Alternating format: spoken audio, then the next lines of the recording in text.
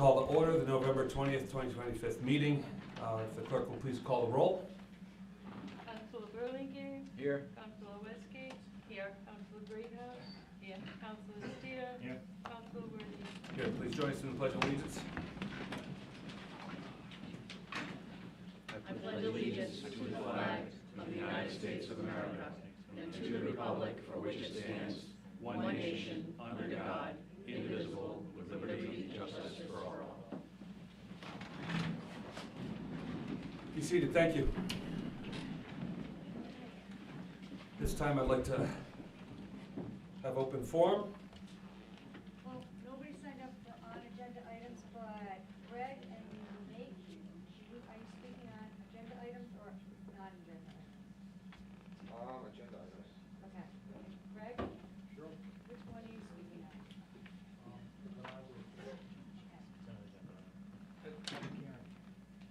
No, Vernagro's a public hearing, so you can speak during the public hearing, right? Okay. Yep. Yeah, that's what I wanted to do. Okay, so both want to speak during the public hearing?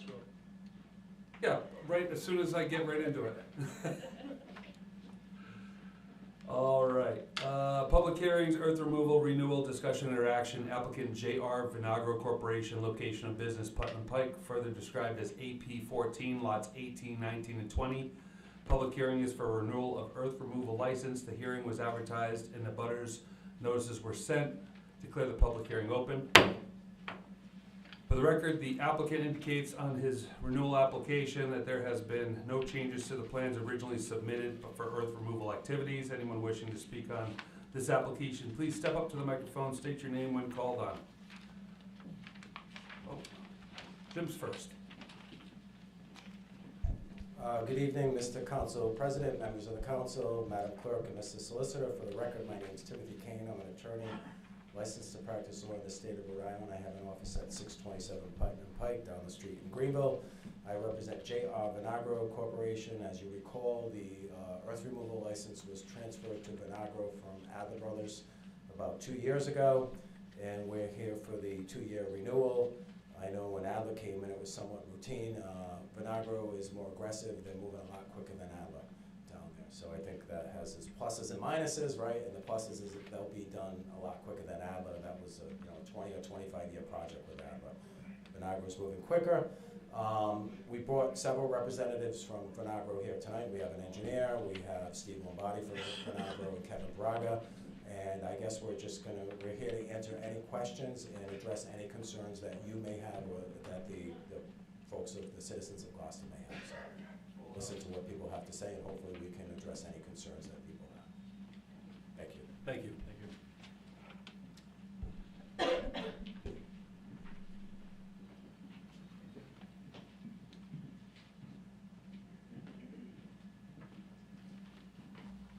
Thank you for the opportunity to speak, Council. Hello, everybody.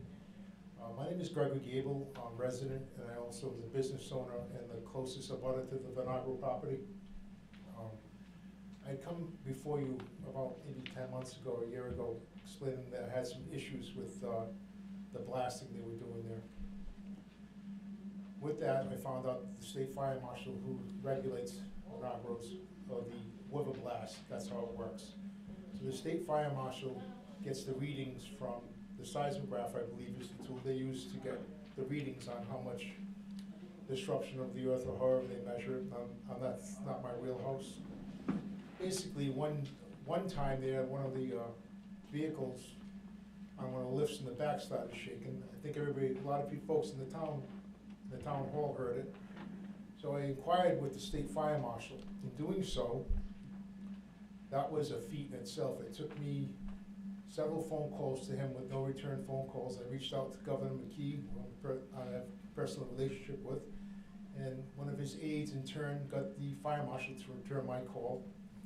He looked into it, and his comment to me was, no, it was totally within the specs, whatever that is. So I said, well, what are the specs? And what was the readings? He says, no, it is. That's basically what I got from him. So after that amount of information, I kind of felt that maybe I could be misinformed. Is that how you talk about lying now? I don't want to upset anybody. So I was misinformed, I felt. So I hired an engineer to come and size my building up. I hired an attorney also, and I took this counsel, he said, just document everything on the buildings, not. So some of the cracks that are in the building, so my building is a concrete building, 12-inch foundation, 12-inch block, 4-foot filled center. It was designed by Joe Simeone. It's a solid building. I built it for myself. I didn't personally build it, but I had it built for myself. So there's no cheating on it. There's no way that my building should be maintaining cracks in the block at the age under 20 years of age. So that's where I'm at with that. As far as Jason Vinagro, I don't see what I'm gonna get out of that. You know, that tail is chasing a dog's tail like that's probably not gonna come to anything for me. The bottom line is, they're like Adler on steroids, okay? I'm their neighbor. I am the closest neighbor to them. The amount of debris, the quality of the air, the dust, I'm trying to run a body shop, get the dust, everything has to get covered inside. I can live with that. But diminishing the value of my personal property, or my corporation's property, is not something that I'm here as a taxpayer in Glocester. And as far as them, with their blasting, the seismograph that they come to my facility and put on, I told the kid you have to put it in the back. They put it on a bed of crushed stone in the front. So, again, this is not my wheelhouse, but doesn't the seismograph have to go on a solid ground in order to get a correct reading? I mean, it's just a question, I don't know. We got folks from Finago, maybe we can inquire with the engineer there, but I don't foresee them getting accurate readings. I don't believe that I've been led to be forthright on the amount of blasting they're doing and the depth of the blasting they're doing there. So basically, I'm a complaint with that. And if they go and they're gonna promise the winning the proof, land of milk and honey. They promise all these tax dollars out here we're gonna get later on. Okay, great. So Vinagro is gonna take millions and millions of metric tons out of that thing, blasting and going along. What's to say at the end of this story, it says, see you later. All right, so we got a decimated piece of property that's been blasted to death. And here we are in my building, of course. No one's gonna come, is anybody gonna come out with a handout for me? I doubt it. So I don't know, the here and now is, I've been paying tax in the town for years, and it's a considerable amount of tax, okay? So with that being said, I realize that Vinagro is a tax-paying member of the community, but yet it doesn't give him the right to diminish the property of his neighbors. And I'm one of the neighbors, and that's my complaint with it. So as far as this blasting thing, I realize it has to get done. I'm not for it, I'll be honest with you. I've already come before this. A couple of people sniffed around over there, oh, the crack could have been there. I go, oh, I got an 8-inch, 4,600-pound floor with radiant heat in it. And all of a sudden it starts cracking in the last 2 years. I mean, it's not, it shouldn't be to that degree in a building that young, you know? I grew up in a family of builders. I know more about cement than a lot of these guys as Home Depot contractors. I gotta tell you, the fatigue that's going on my property, I'm not happy with, so I just wanted to bring it to your attention. Doubt very much anything's gonna come with it, but I want it on the open forum that I have explained myself.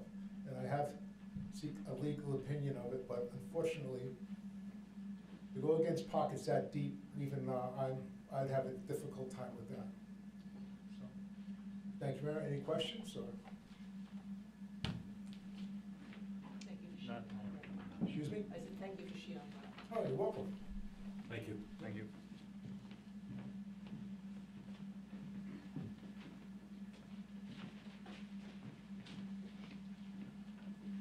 Good evening, Council. Thank you for letting me speak. My name is Nathan Rogler. I've lived and worked in Gloucester my entire life. I recently purchased a property on 72 Blackington Drive about 1.5 years ago. And I had an inspection done and everything. And they noted any noticeable cracks in the foundations or anything, so I can prove, you know, what was there, what wasn't there. And looking over that in the last few weeks, I realized it's doubled. I know the house is 30 years old, I get it, you know, settling cracks and all that, but I've noticed it's spread, you know, beyond you know, you would imagine really. And not that anything would come of it, but my concern is that if Vinagro is going to keep blasting, they want to extend this, I heard possibly another 8 to 10 years. And what's that going to do to my property? What's it going to do to my home? You know, so I guess, you know, I'm not for this. You know, I'm trying to raise a family here. I pay taxes. I've worked here my whole life too. So I just don't see the benefit as far as, you know, the longevity of me and my family. And, you know, like other people have said, they're mining all this material, this land and stuff, you know, what are they gonna do with it afterwards? What's the benefit for the town? They're making out great, you know, but the surrounding neighbors, the surrounding buildings, the properties, diminished values, you know, I just don't see it, you know, benefiting the neighbors of Gloucester. Thank you. Thank you. Thank you.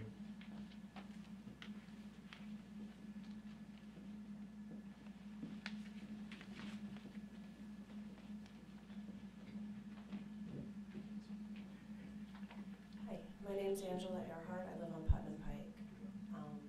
And this is my first time ever doing this, so I'm a little nervous. But basically, I am really upset and distressed by what's gone on since Vinagro's taken over. They, like somebody stated, are like Adler Brothers on steroids times 10. I have a very old house. The age is debatable, somewhere between 200 and 300 years old. And when we moved in 11 years ago, it was very solid and stable. I mean, little uneven floors here and there, but nothing structurally really horribly wrong with it. A few months back, there was a blast so big that I honestly thought I was in another earthquake. I lived in California for 10 years. And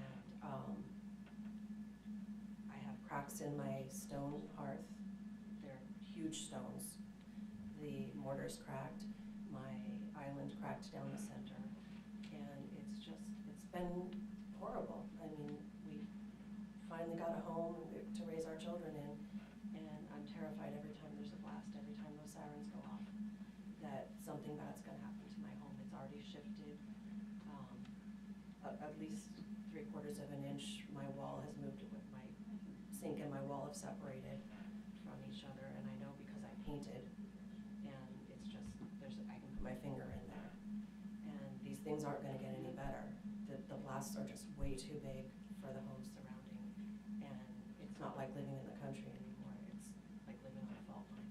It's just, and you know, visibly shaken every time it happens. And like I said, I lived in California, actually not 10 years, 20 years I lived in California on the Hayward Fault.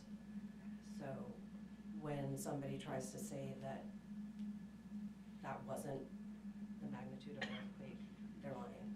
And I can say that 100%. I've been in magnitude 3, 4, and 5 earthquakes. And this was scarier than a lot of the earthquakes I've entered. Thank you. Thank you.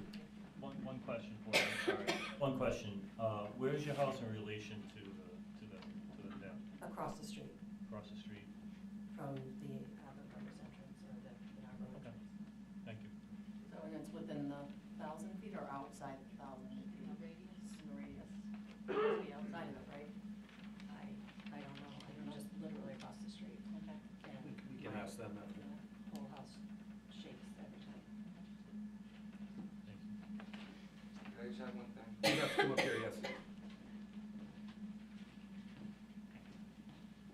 Sorry, I forgot to mention this earlier. Another concern of mine is the hours that they're working. Obviously, they're supposed to end at 5. I work close by and I live close by, obviously. And I have videos of them working after 5. You can hear them, you know, banging away at the rocks. Weekends, Saturdays after 5, even Sundays. That's another big concern of mine. I mean, if this is gonna continue, that's definitely gotta stop. That's just unacceptable. And I got 3 little kids at home. I mean, the neighbors deserve a break, at least from that. Thank you. Thank you. Thank you.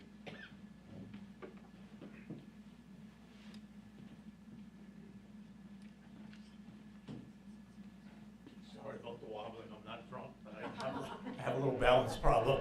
You're okay. Dennis Robidoux, 750 Putnam Pike.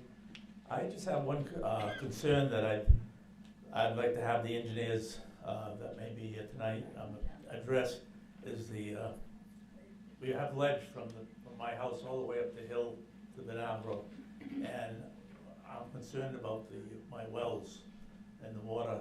If the blasting or whatever they're doing there is going to affect it, maybe the engineers can address that. we can ask him that.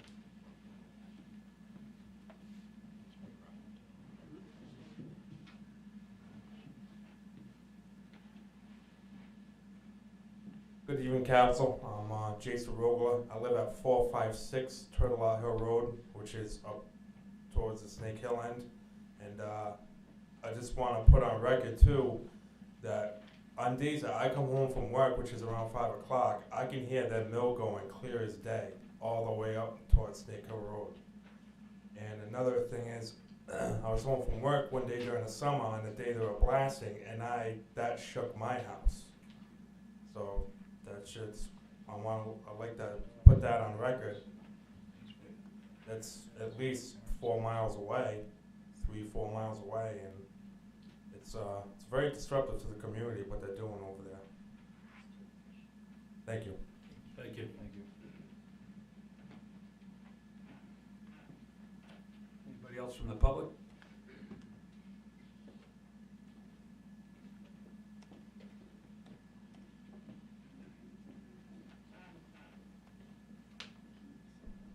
Good evening, Council. This is my first time doing this as well. I live on Spring Grove Road, which is not very far from Vinagro. What was the name again? Noreen Berthium. And this is Michael DiStefano. We live a half mile down Spring Grove Road from Putnam Pike, which is exactly opposite Vinegro's driveway into their sandy gravel. So I understand that the Gloucester Police Department does put on their Facebook page when the blasting occurs. I, for one, don't live on Facebook or the Gloucester Police Department Facebook page, so I'm not always aware that this is happening. And it shocks you when it happens. We do worry about the house, we worry about our wells, and we also are concerned with the 7 o'clock in the morning on weekends, which doesn't seem right. We should be able to enjoy our homes. We've lived there a long time, and hearing rock crushing at 7 in the morning is a bit much. We did some research on noise ordinance in the town, and I really couldn't find any definitive time frame or measurement in decibels of noise. So we don't even know if that's enforceable. But if it doesn't have a definitive noise ordinance as far as hours, there should be. Thank you. Thank you.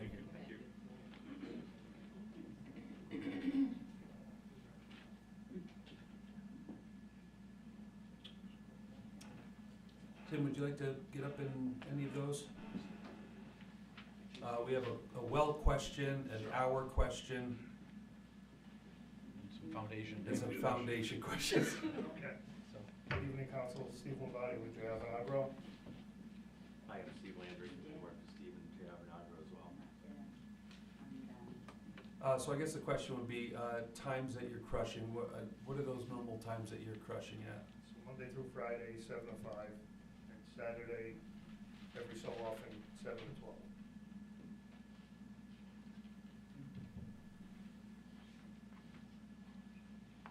Did we have any restrictions on that?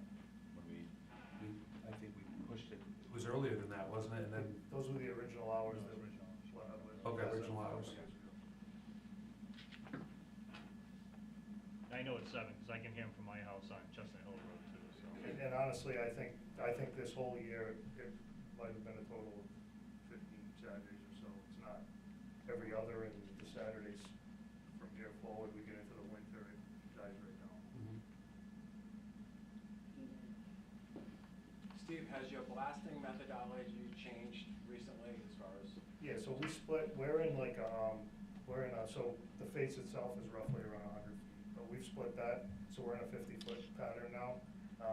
And we did that, there's more of a cost of an agro doing that, but we do that because we do care about the neighbors and the public, and it's not our intention to go in there and just not listen. We do listen, we talk to people who have called us and reached out, we've had conversations, and we've adjusted, and, we're gonna continue to adjust until it's where it needs to be. But right now, I think everybody will notice that over the last 3 or 4 months, I think the blasts have been a lot smaller and they're a lot more unnoticeable.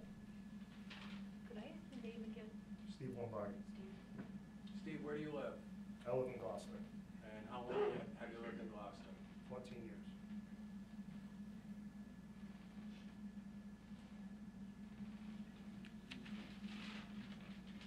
I think they mentioned something about the seismometer or whatever, I can't say the word right, seismometer. Seismograph? Seismograph, thank you. Sure, so my name's Steve Landry. I'm recently hired to Vinagro. I started, I think, 9 weeks ago, so I've worked with Vinagro for over 20 years. I used to work for a company called Folsom or Amrise, and I was the operations manager for the Northeast for all the quarries. And the best blasting company that we could find was Main Drill and Blast, and that's who we subcontracted to do the work there. And why we like them is because they're using the state-of-the-art technology, electronic detonators. They're doing pre-blast, laser profiling the face, and core tracking, so all the best of the best, right? And with that technology, we can adjust the timing on the blast to try to help with vibration. And you could, there's a lot of science and art and science to it, but by using electronics, you can kind of fine tune some of that, so you can reduce it, the best you can, or you can at least measure it, so that way you can try to help change it, right? So they're subcontractors, so we don't do the blasting, and then they also subcontract out the seismographs. So that's all that, they blast across, the whole Northeast from, Pennsylvania to Maine. And there's a very specific way that the seismographs have to be installed, right? So that way this data can be, it has to be real science, it has to be real data. So there's times that they put it on the dirt, there's times that they put it on the foundations, it depends on, I guess, the application. But there's an art and science to how the seismographs are installed, for sure. Something just for the group here, they offer pre-blast surveys. I don't know how we do it or how they do it, but usually in a range that they'll come out before the blasting in the spring, and they'll inspect your house for cracks and things of those nature, and then they'll monitor that throughout the season, so they can, they'll do that, so that way, so that it's an unbiased thing, right? So they can do crack gauges. So they offer a lot of technology, but I think the biggest thing is if there's a real blast complaint, you have to work through the fire department. The fire department will call the blasting company, and then it's all documented. So I think that's really the process. Like if you really have a legitimate complaint, as far as I understand, you go through the fire department, and then it works through Main Drill and Blasting and their insurance company, and you work with them directly. So, if we hear about these things, like for me, so I manage the site, and I like to hear, so it'd be great to hear if there's any problems or people if you're feeling things differently, because maybe there's a way we can adjust the timing. So I like the transparency. I like to hear about things when people hear, I don't mind the phone calls. We're your neighbors, so whatever we can do to try to help change the way the blasts feel, like, that's my job. So I've worked well with Main Drill and Blasting for almost 30 years now, and it's nice to come to work with Vinagro, and I can still work with the same people who do the same work. So Steve, do you have a phone number where people could reach you at? absolutely. And what is that? 978. 401? Nope. Okay, 978. 496. 496. 5764. One more time. 978. 496. 5764. You get a lot of Merry Christmas back. I know, guys, go easy. No, it's, but, I answer the phone. If I don't, I'll get back to everybody. So, just be patient with me, but I'll work with you. So have you had some of the people, have they come to you about their foundations, people just I spoke? haven't, this is the first time I'm hearing of any of this stuff, any of this. So no one's approached, you guys Yeah, have? first time I've ever heard of them, actually. Okay. So I have a question about the tubeless size, the size of that. We'd have to have you come up to just come up, please. Come on up, sir. I wouldn't want to talk to you, Will. No, I want you to, Want the question we gotta get it on the record. So I have a couple of questions about that. So the seismograph, I'm the one who called the state fire marshal, the initial complaint from one of the larger blasts that a lot of folks in the town, and whoever was on Facebook, because I guess that was the major town crier of the blast that I was calling about. But where are these seismographs supposed to go on crushed stone beds? There's a science to it, so. Well, I'm just asking you, you're an engineer. not an engineer. Oh, you're not? My glass, Who's the engineer? I promise Oh, you all though, right. I've I'm worked, sorry. we've worked with My these. mistake. So, I mean, we can get you that information. There's, So- Main Drill and Glass can provide you with Where that. do you get the data from this? Is it public knowledge? Can we see the readings from the seismograph? So those, are we allowed to see that? Because I went out to the kid, there's no readings on these, I don't know how to get the readings. So the readings go from that tool to some other person, the guy behind the curtain, we'll call him. And the guy behind the curtain goes to the fire marshal's office who doesn't return calls. So I was just curious if we could possibly, you know, be a little more open, as you said, you wanted to speak. So if you reach out to Steve during the week, he'll get you the number of the blaster. I would love And it. then you can have those conversations with them and Yeah, their because- engineering team, because they are the real professionals. I hired an engineer out of my own pocket to bring into, because after my conversation with that, and I'm not stupid, it's not easy to go against a company the size you guys work for, you know what I mean? Yeah, we're not that big gorilla, though. I know we come off that way, but we're really not. We're just next door. I'm just a hillbilly over here trying to earn a living, listen, it's, I'm a Glocester guy too. You know, We're I've been just here next for door. years It's and just, years. if you have a problem, come say hi, come to the scale. You now have a phone number, we'll communicate with you. We're not here to leave. No, They're just the Atlas and I go saying- way back, they're our neighbors, I did a lot of business with the Atlas, and they're very, very good to me, and vice versa, so, again, like I said, I'd like to see the readings of this, like, how do you find out where these sites, like, who do you call to get the information on the placement of these things? I agree with Steve, we should work through Maine. They've never put it on my foundation, I wish they did, but, There's a whole art and science to it. I mean, I don't wanna be like, I don't wanna try to sound like I'm a salesman, but, sometimes you put seismographs on, they don't even trigger. Yeah. I think people are more surprised at that, how low the vibration really is. well, I mean, call me like basic, but if you're thinking of measuring earth movement and putting on a bed of crushed stone, you get a reading, I don't foresee how you could possibly get an accurate reading. And I asked them, why do you keep putting it here, put it in the back, they're the closest corner to the Vinagros, I asked them. You know, go in the front, throw it in the crushed stone, and off they go. Nothing that we can't even read. So, you know, again, I may have been misinformed again, but I feel like I'm being misinformed a lot. You know what I mean? That's my feeling, but I don't wanna take up too much of your time, you guys. Thank you. No, Thank actually, you. yeah, and can I go off of that question a little Yeah. bit? All right, so that's kind of where I was gonna go, we were talking about data. Yep. So, and obviously you said this company's been doing it for 30 years or however long. So they know the reaction of a blast of a certain magnitude and what the effects could possibly be. So, It's true. right. Look, so- Well, yeah, obviously it's true, but like, what I'm saying is that, so there's been complaints about this, I believe, like to the fire marshal and stuff like that. Maybe, just maybe, you know what I mean, like the outreach and going out and checking ahead of time, because now there's people with cracked foundations and we don't know if it was from before, or we don't know if it was from now. And if we have the data to back it up, I know it's only gonna, you said it's only gonna register a little bit, and we'd be surprised that it's only gonna be, you know, a little bit shaking. But a little bit shaking on a shale, on a 300-year-old house, is gonna be way different than a little bit of shaking on somebody that's sitting on just dirt. I agree. So that's what I'm just saying, like the data for that, where can we get that? Yeah, so, I mean, we would wanna work through Maine. Steve, if you don't mind, we just need it in the microphone. No problem. Thank you. I mean, I think we should let them speak to the data, right? So we get Main Drill and Blast, and then they have specialists, and they can speak to that. So I'm just going with my experience, my background, so I'm trying to be a little generic.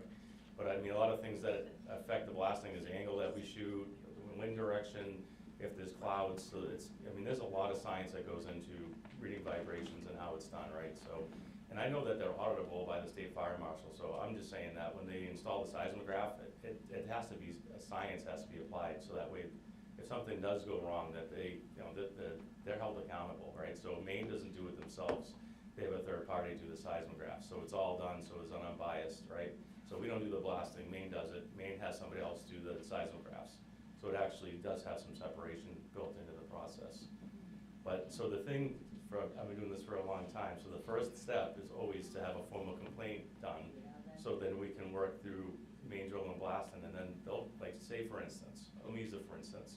So I have a complaint, I'll do a formal complaint, they could offer to put a seismograph on your house, we'll have a blast, they'll look at the data, and then we'll see, you go from there, right? So if there's no trigger, then that means there's not enough vibration to trigger the seismograph. That would be, so, you know, or if there is a vibration, they can look at the vibration, and then maybe we can do some things with the blast to see how it affects, like, it's a process, right? So if we look at the data, maybe they can tweak the timing, and maybe we can change the frequency or the duration, so that way it feels less of that property, right? But it could affect somebody else, so there's a bunch of seismographs that go out, they monitor all the data, and then they could work through that kind of like, you know what I mean? They do it as a whole, a blanket approach, not just specific to a house. But you need to have a seismograph on the house to do the vibration data, so that way they can speak to it, right? Yeah, so I have one question. When did the normal blasting kind of stop before you kind of shifted it to this new technology? I'd probably say it's been in the last, I'd say the last 3 months, or 3 to 4 months. Right, I'd say. because I've gone to 3 blasts Yep. from complaints, and all 3 homeowners basically said that the blast was not as bad as it was before. So those blasts might have been previous, that they could feel it. Or maybe they were blasting someplace else. No, they're blasting in the Same exact place. same place. I would encourage the pre-blast survey. You get in touch with us, we send Maine, you walk the house with them and their inspectors, everything's documented. So next year, if you see something gets a little bigger, there's a starting point and there's a conversation to be had around it. If we don't do those pre-blast surveys, then we don't know what we don't know. Right. Some people's homes, when Adler was blasting, they didn't have cracks. So that's like a couple of years ago. So the cracks are already there and they're established, and now they're getting bigger. So you're gonna go in and establish your data from the cracks that are here now that happened 2 years ago when you started. And, you know, my concern is these people have families and they wanna live in a quiet town. And they never complained when Adler was doing the blasting. And so why do you have to have such loud blasting? What is the purpose? What is your goal compared to what Adler was doing? Is it just to get it done faster so that it's more cost effective? Because that really isn't as important as people having quality of life in the town that they pay taxes in. I don't know if you can answer that question. I mean, without having, I would like to apply like math and science, so I don't know what they were doing before, I know what we're doing since I've Well, come we on never board. had complaints like this before, and their foundations weren't cracking, their houses weren't separating. I mean, these are their homes that are being destroyed by the intensity of the blasting that you're doing. So I don't know if, like you said, you personally are not doing the blasting, another company is, so I don't know if they can decrease the intensity, if they're willing to slow the project down, to decrease the intensity of the blasting so that it's a compromise for the taxpayers of this town. Yeah, but no, I don't mean any disrespect, but until we measure it and have a baseline, I don't know. I think we should speak to Maine and let them speak to the data, but you have to measure it so that you can have a baseline, right? Some of the things I've learned in the past, is that jumping jacks, slamming doors in a house, you'd be surprised. So when you put seismographs on, the freeze-thaw cycle does a lot of damage to houses.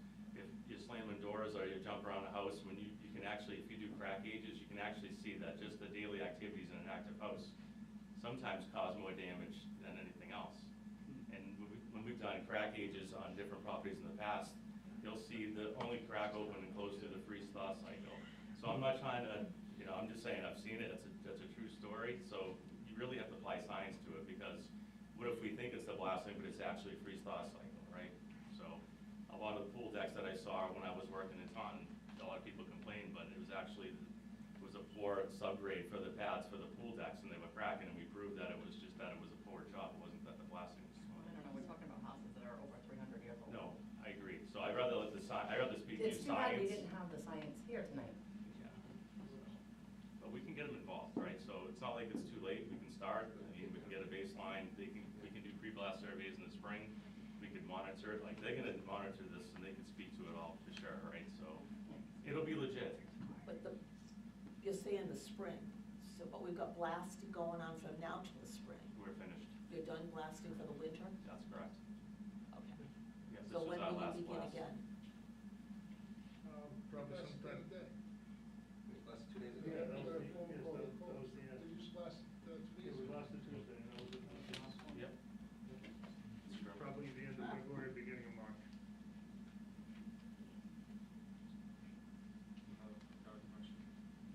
Do you put these? I'm gonna need you're gonna have to come up here. So throughout the past couple of years, you've been blasting. Every time you blast, do you have a seismograph out there? Yes. Yes. Do you have all that data recorded from then until now to show people how? I would hazard a guess that they have the data, that's right. I mean, Yeah. Can that be public? We reach out to them, but we can have that conversation. Okay. I believe it is public, I believe feel it like they goes. should have to report to I someone. believe it goes to the state fire marshal is where I believe it goes. That's useless. But that's. I know, I'm just saying. You have to come back up here, you can't chuck from the, It's not discussions, all questions need to come to the council. yeah.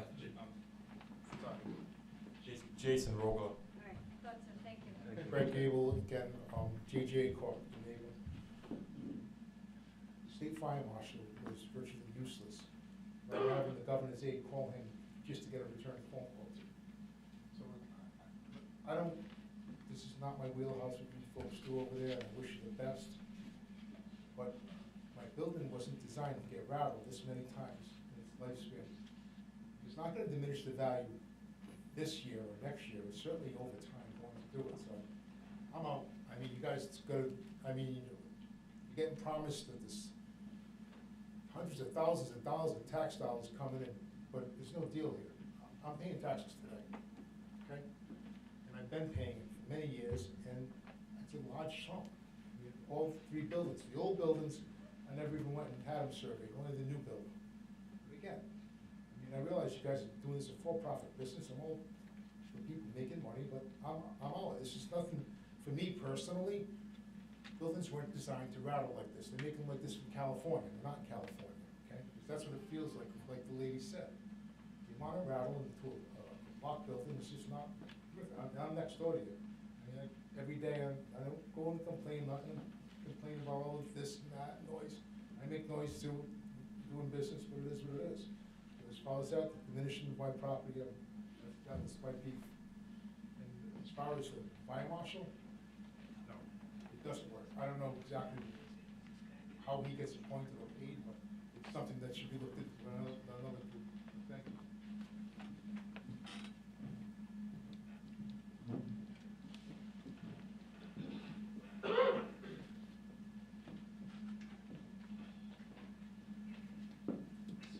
Angela Earhart. My question is, can we get those numbers from 4 and 5 months ago when that giant blast damaged all our houses? And when and how can we do that? Because my house is old, my beams are not being If we affected could by have, frost heave. if you could, I'm sorry, direct my everything beams are towards not us. being affected by the thaws and the frost. They're petrified. I can't even put a nail into my beams. They're hand-hewn beams that have stood the test of time. And I had a beautiful wooden island that now has a crack down the center. I want to know why that happened. And they're talking about, what I'm hearing is that they already know that there was a problem because they changed their process. But it's not enough. And I'm not one to complain unless there's a serious problem. And the people that are here that are, they're just a fraction of the people that are suffering, that are afraid to step up and come make their concerns known. And like it was stated here already, we live in a small town, in a nice quiet country town. I'm all for business and whatnot, but this is not safe. It's not conducive to our town, our environment, and it's just doing more damage than it seems that it's worth. And I'm just really upset because when I moved into that house 11 years ago, it was quiet. Adler brothers were respectful. They were considerate of everybody around them. You know, they didn't make noise before 7 o'clock in the morning. I hear trucks rumbling at 6 o'clock every morning. I'm awakened by them going in and out of the gates. And whether they don't start crushing until 7 or whatnot, it's not country. It's not comfortable. I mean, my nerves are shot. My kids are not sleeping well. And, you know, my animals are terrorized by this. I just don't see that we're even going to have any recourse. I mean, I didn't have the knowledge or the ability to have this pre-inspection done. So now what I'm hearing is that all this damage to my house and the fact that my bedroom floor is now slanting towards my driveway is on me. And there's not going to be any recourse for that, which is fine. We'll figure out a way.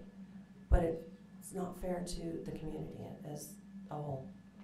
Thank you. Hold on one second. Who, do you guys know who they used for their blasting prior to you guys coming on board? They use A1 drilling and blasting. A1 drilling? Because I think we should find out if we can get their data as well. Because I was on council and I dealt with complaints when Adler was blasting. So it's A1 what? A1 drilling and blasting. Because the only way to look at this fair is to see what they were blasting, what their numbers were. Lean's using, you want to do electric shop for us? Oh, the electric, yeah. Yeah, so, I mean, just to go a little deeper, so, A1 was using they have, it's called a non-electrical det, so that means that when they shoot a blast, say there's 50 holes, they have a timer that's analog, so the timing for the shot could be very variable, right? So by bringing in main drill and blasting, they have it's actually a computer that hooks up to the whole blast, and that's what controls everything within milliseconds, probably finer than that. I was on Adler's site when they did a blast and it was like ba-boom. When I was at your blast, it was boom. So is that what you're saying? Yeah, they can adjust it, so they can fine tune. I mean, it's the best technology you can get. Right. We pay extra for that. I mean, just so you're aware, it's We do, just so state of the art. What it does too is it puts less in the front and it puts more in the back. So it changes where the other blast, it's consistent across. The way Maine does it is they actually lessen what you feel because of the way they can set it off. So that's the difference. And we pay more for that, something that we went right into. Does anybody else have any other questions? Well, I have a question to those that were here to file your complaints tonight. They said that they've changed their blasting techniques in the past few months. So have you noticed that it's not as intense as it was before? Have you noticed a difference?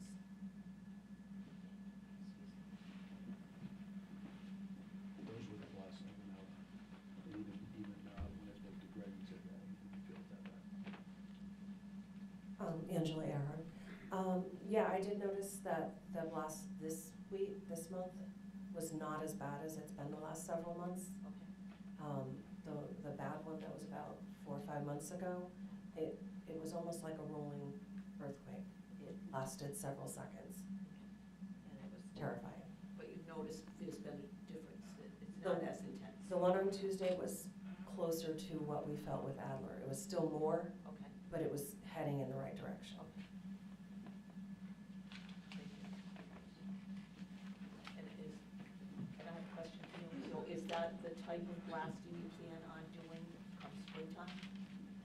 For sure, and I think with, now that we're hearing, I mean, to be completely honest, right, now that we're hearing these things, this is good information, it's good feedback, because if we can get this feedback, we can work with Maine and try to maybe fix those things. Okay. Right, so I would say hopefully better, right, and maybe we can make the feelings, you think of these frequencies, you know, there are peaks and valleys, there's ways you can spread them out, or you can get them closer, but it all depends on the geology, there's a lot to it, right? So, by using electronic detonators, there is definitely an opportunity to try to make things feel less, but it takes some time, and if we don't know that there's a problem, then, you know, we're just gonna keep going the way we're going, right? But now we hear these things, we can work together and try to make things better, for sure. And I work directly with, just so you know, like, I'm on site every day, I walk the blast, I work with the blasting company, you know, I obviously wanna try to lessen the impact to the neighbors, and we're looking at directions of shots and, you know, just how we lay them out, so I'm completely involved in that, so we're not like hiring them and they're out there doing it and we're just standing by. I'm involved directly with the gentleman that's out there that's in charge of the blasting, and his operations manager I've known for a long time, so anyway, I know I can make a difference here, and we can make things, you know, try to get things in the right direction, you know what I mean? There's no promises, but I know the right people to try to get that process started. All right. Thank you.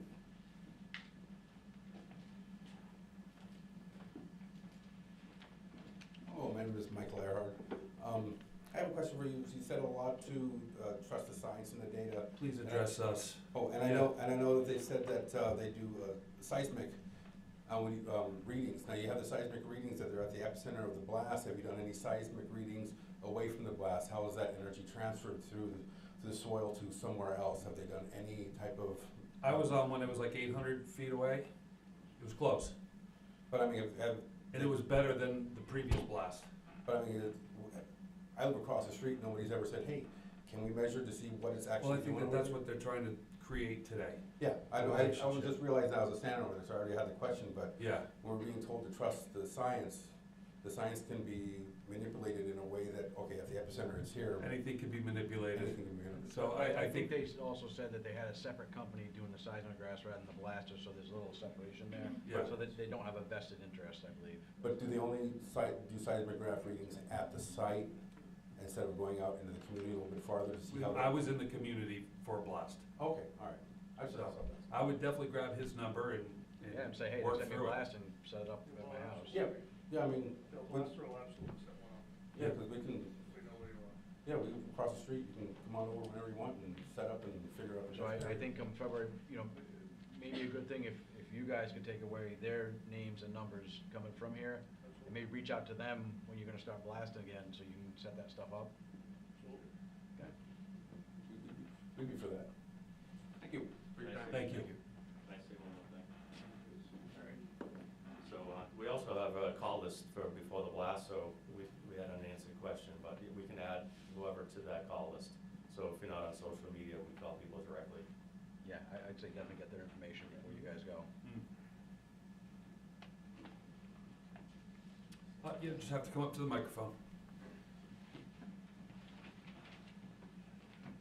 I just have one last question, and maybe you guys have the answer for me, but when this license was approved for Vinagro back in November of '23, they agreed to use the same blasting company that Adler Brothers had used. And I don't know if you guys could answer that. Was that voted to change that company since that was approved, or?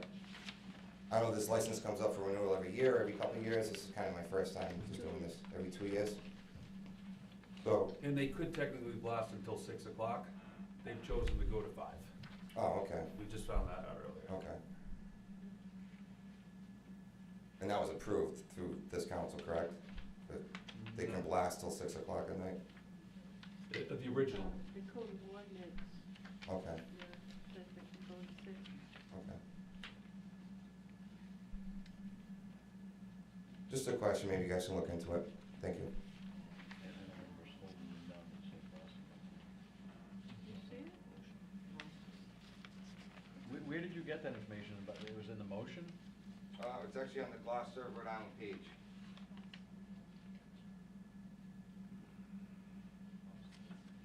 On a Facebook page?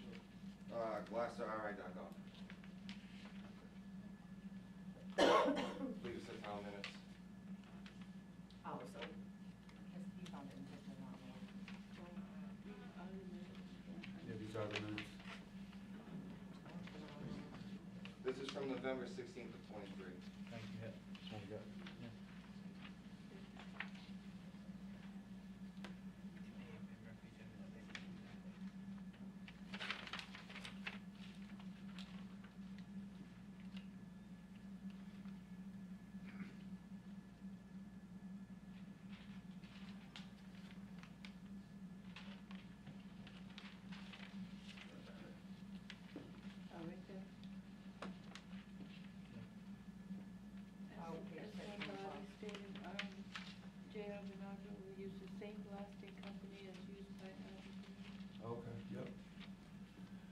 Was there a change in the blasting company and the reasons for it?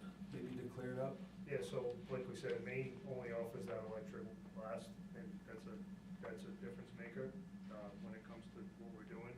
And we're actually paying more than we're paying with A1, just for the technology and for conversations like we're having now. So the other company probably couldn't do all this seismic stuff? No, and- they can do it, they just don't offer the same type of blasting. And, the other company wouldn't feel the way it feels now.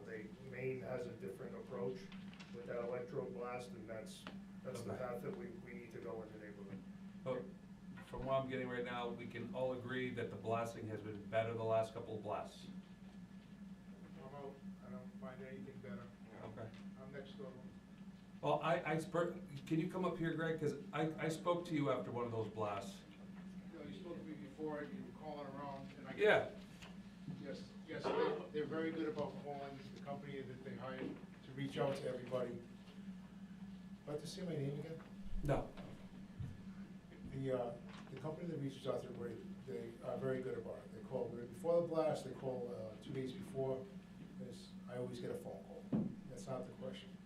No, so I remember asking you, because I heard that a car almost came off the lift. That was the one that was stuffed at the police department and everything. I think the chief is here. So- You never misinformed me. So I Joe, do you remember, recall the blast that all the complaints came into the police department? Joe, do you remember the big blast? That was a while ago. Yes. Yeah, hold on. But I don't recall exact time frame. Sure. Yeah, that was when I called the fire. Yeah. This is when we got involved with this thing, Okay. to realize that it's deaf ears. As far as companies, I'm not in this earth removal or blasting, but I'm sure that they're getting a better bang for their buck, or they wouldn't be spending the money, and they're in business. It is what it is. As far as, it's not doing anything from people who work for me or my personal property. That's the point I'm making. I realize you're gonna make your decision no matter what, but it's what it is. I mean, I didn't have all these problems with the Atlas. It is what it is. So take that wherever it's worth, and again, the state fire marshal I don't think is a good enough resource for the public to get to. 'Cause That's something that's completely I know. out of our, I've had conversations with the powers that be and how they're appointed, but it is Rhode Island still, so. But thank you for that. thank you. Mr. King? Oh, hold on one second. He was here before you came in. Mr. President, I would just ask that the You need to come, project manager. you need to come back up here, sorry. Or else it doesn't get on the reading minutes and.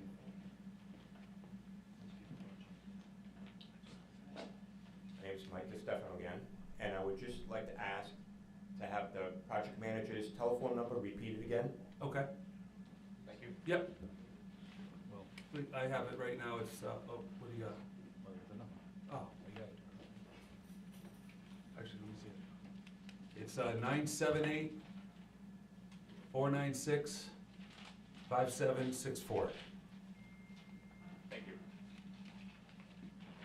And we could probably put that on something, right? Just so everybody can. Mr. King?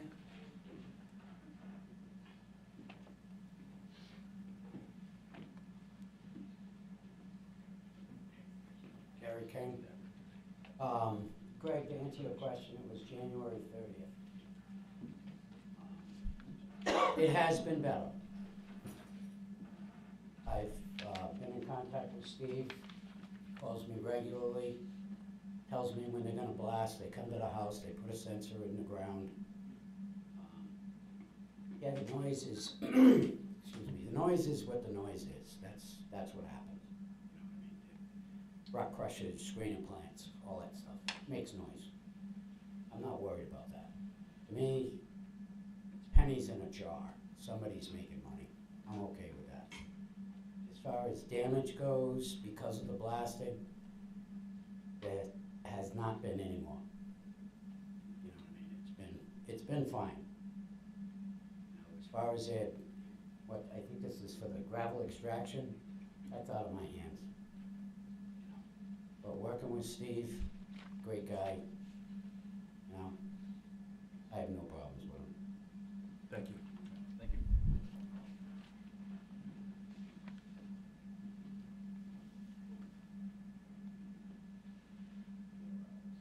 Anybody else?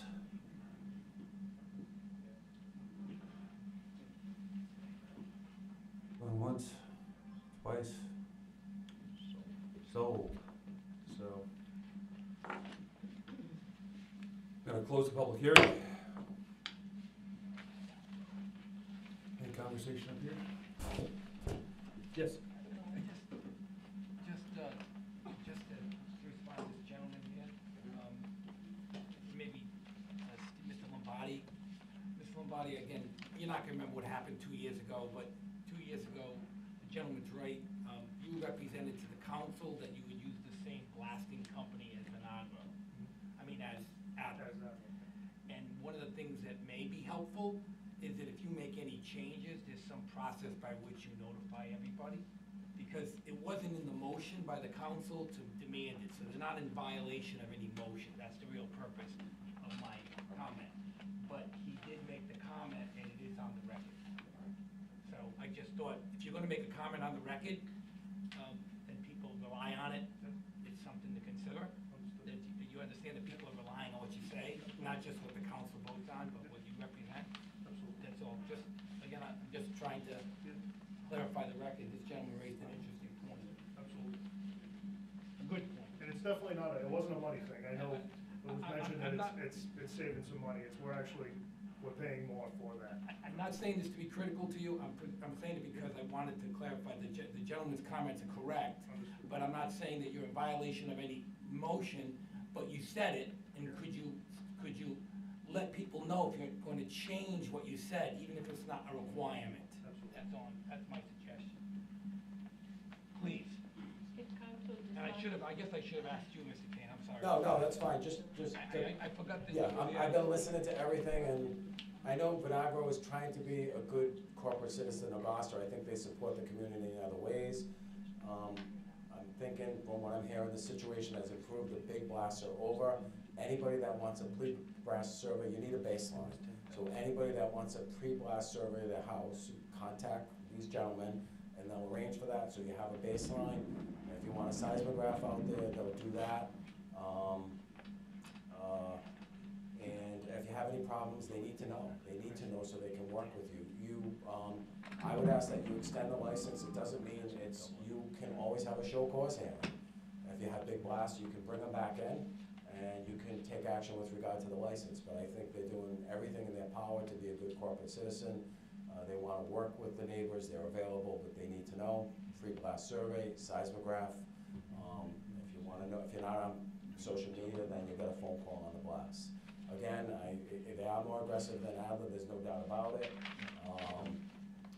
I was looking at Adler's construction schedules out here, for the overall project, and they go to 2040. You're not gonna have that with Vinagro, so there will be an end, much sooner than there will be with Adler, and I think the goal now is to minimize, obviously, the impact to the residents as much as possible, and I think they're sincerely willing to take, any reasonable means to satisfy that objective. Mr. Kane, there was a question about wells too by Mr. Robidoux. Can we get some information on that as well to help out? Good evening, my name is Kevin Braga. I'm the Environmental Director for J.R. Vinagro Corporation. Just so everybody's aware, there is wetlands adjacent to the site. We have quarterly monitoring going on by a company called EA Engineering in compliance with DEM wetlands regulations. They come out and verify the background level of several wells, and they do it electronically. They have little monitors in there, and they measure the water level in the bedrock versus what's going on in the wetlands, and they compare it to the rain events that have happened over the past 3 months. And they've noticed no change in the groundwater level due to any of the activities going on. And that's one of the requirements that we have with DEM is to submit quarterly reports. Those reports are available through a Freedom of Information Act. If you want copies, I'd be more than happy. I'll give you my telephone number, 401-578-20 2036. Again, that number's 401-578-2036. Also, if you hear things going on at the quarry prior to 7, you can feel free to give me a call. I'm usually at work at 6 o'clock in the morning. I know Steve's there early also. If there's something going on weekends or something, call the number. Please let us know what's going on. If you're not getting a phone call and you want to be notified because you're not on Facebook, please let us know. We have a robo system through our consultants that will give you the call. I don't care if you're outside the range. You want a phone call, you deserve a phone call of what's going on. And I do remember what happened back in January. I was in the town a couple of days later and they talked about it. And one of the things we've noticed is it was an overcast day. And unfortunately, apparently it's telling me time to go to bed. Unfortunately, it was an overcast day. We operate other locations where we do blasting. We have outreach with the community. We give out our personal cell phone numbers. So if there's something going on, please let us know. If it's outside of hours, let us know. We will take care of it and we will address it. We don't always know, okay? So I don't know if that answered the question for the individual, but that's what's going on. There's been no adverse effect to the groundwater going on out at the site since we've been operating it. We use the same engineers that were doing the work previously for Adler, so I know we can go back for a period of time and get you that data if you'd like to see it.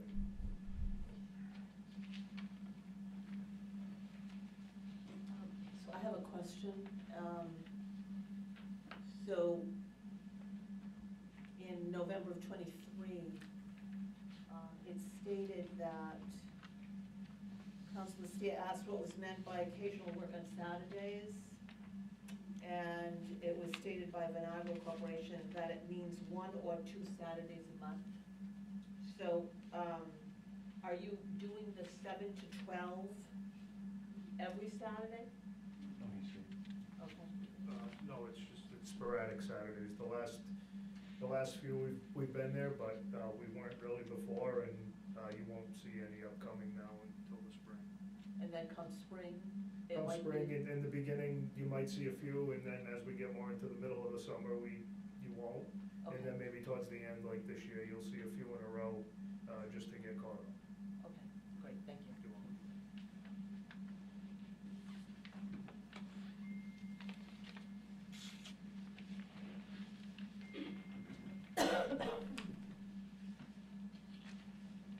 One thing we're gonna do is, for the surety bond, we're gonna increase it from 10,000 to 20,000. Is that gonna be an issue with anything?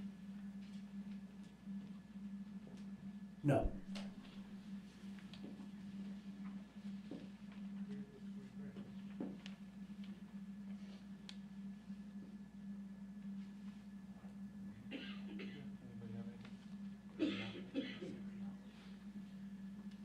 Are we gonna keep the same hours, or we gonna look to adjust the hours? The hours? The 8 to 5, I mean, so the 7 to 5 and 7 to 12. Our ordinance states, Yeah. Ordinance states 7 to 6, Monday, Tuesday, Wednesday, Thursday, Friday, or Saturday.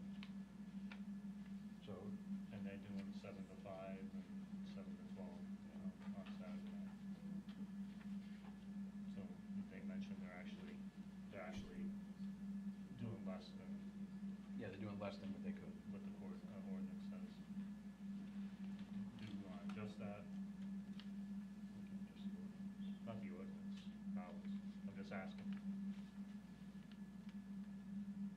I mean, I guess I would just say you have to adhere to the 5 that you've been doing. I know that some people said they're hearing it after 5 a couple times. Maybe you have to let the motion, I mean, they can go. Well, I guess my question is, it's not so much about the blasting and crushing, it's about, what time is the pit open? So what time is, you physically allow trucks in there, machinery to start up? They're not allowed to come, they're not allowed to go to the scale house before 7 o'clock. Okay, that was, okay. It sounded like somebody was saying that maybe that's happening before, but you also mentioned that you have a phone number that you give to everybody, if they do notice that, to give you a call. Absolutely. Okay.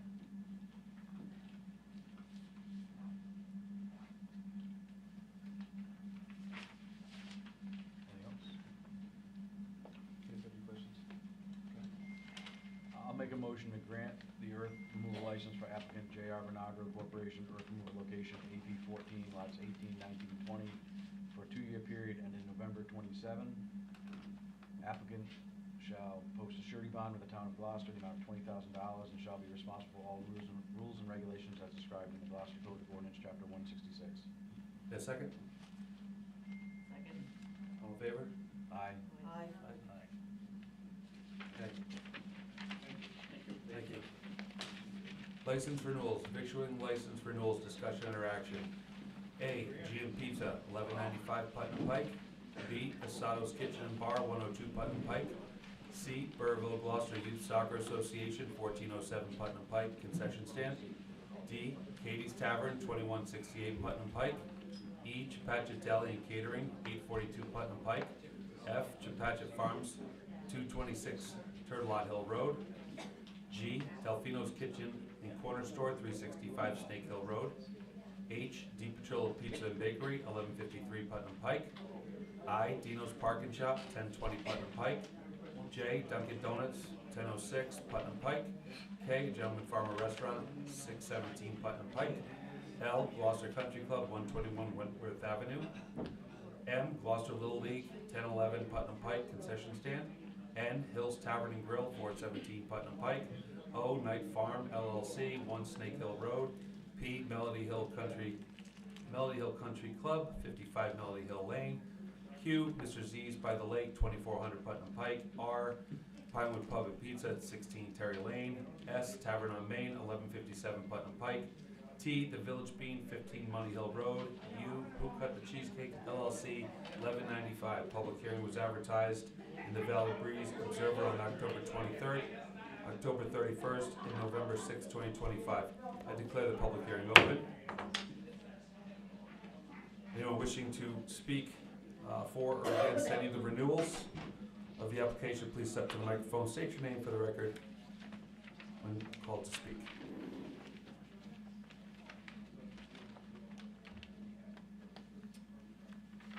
All right, can I get a motion?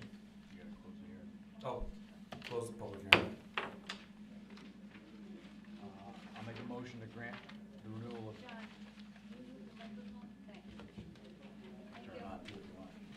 I'll make a motion to grant the renewal of a victualling license to all applicants named above contingent upon 1, payment of all town taxes, 2, building and zoning approval as needed, 3, fire and or police approval as needed, 4, current health department approval, 5, current food manager certificate, and 6, current Rhode Island permit to make sales. These licenses shall be for the interior of the premise only and are valid from December 1st, 2025 to November 30th, 2026. A second? Second. All in favor? Aye. Motion passes. 2, liquor license renewals, discussion or action. A, Class A retailer, discussion or action. 1, Christie's Liquors, Inc., Kevin J. Kitson, DBH, Patchett Village Wine and Spirits, 1116 Putnam Pike. 2, Kitson Liquors, Inc., Lisa Kitson, DBA Kitson Liquors, 677 Putnam Pike. Public hearing was advertised in the Providence Journal Legal Ads on October 30th, November 6, 2025. Declare the public hearing open. Anyone wishing to speak or be heard for or against the renewal of either application, please step to the microphone, state your name for the record when called to speak. Nobody here? All right. Public hearing is closed. Can I get a motion? Motion to grant the renewal of Class A retailer liquor license to Christie's Liquors, Inc., Kevin J. Kitson, DBH, Patchett Village Wine and Spirits, 1116 Putnam Pike. Number 2, Kitson's Liquors, Inc., Lisa Kitson, DBA Kitson Liquors, 677 Putnam Pike, contingent upon, number 1, payment of all taxes. Number 2, building/zoning approval as needed. Number 3, fire and or police approval as needed.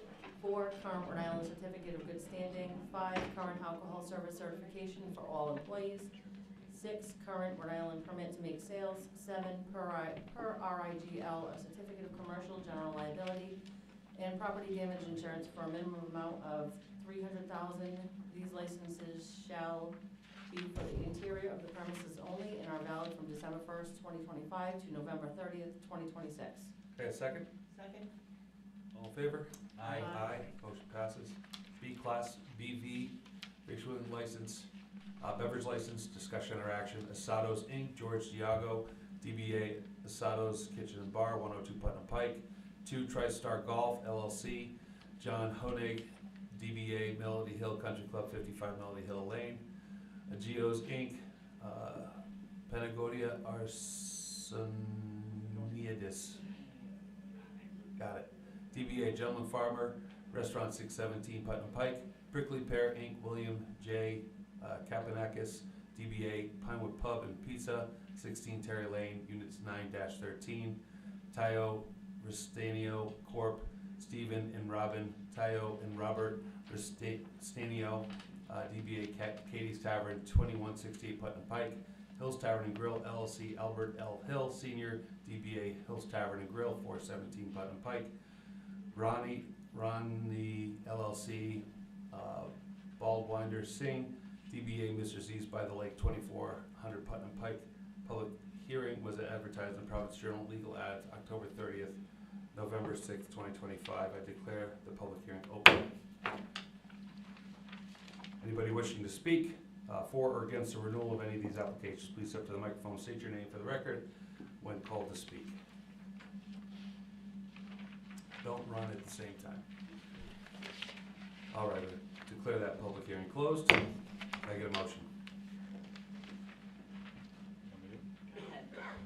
I'll make a motion to grant the renewal of a Class B victular beverage license to all applicants named above, contingent on 1, issuance of a valid victualling license, 2, payment of all town taxes, 3, building and zoning approval as needed, 4, fire and/or police approval as needed, 5, current Rhode Island certificate of good standing, 6, current Rhode Island permit to make sales, 7, current alcohol service certification for all employees, 8, copy of current menu, 9, per RIGL, a certificate of commercial general liability and property damage insurance for a minimum amount of $300,000. These licenses shall be for the interior of the premise only, with the exception of Asado's Inc., George Diogo, Ryan Diogo, DBA Asado's Kitchen Bar, 102 Putnam Pike. Prickly Pear Inc., William Kapnakis, DBA Pinewood Pub and Pizza, 16 Terry Lane, Units 9-13. Tayo Ristano Corp., Stephen and Robin Tayo and Robert Ristano, DBA Katie's Tavern, 2168 Putnam Pike. Hills Tavern and Grill LLC, Albert L. Hill Sr., DBA Hills Tavern and Grill, 417 Putnam Pike. Stipulations of any outdoor consumption, service, and/or sales remain as previously granted. These licenses are valid from December 1st, 2025 to November 30th, 2026. A second? Second. All in favor?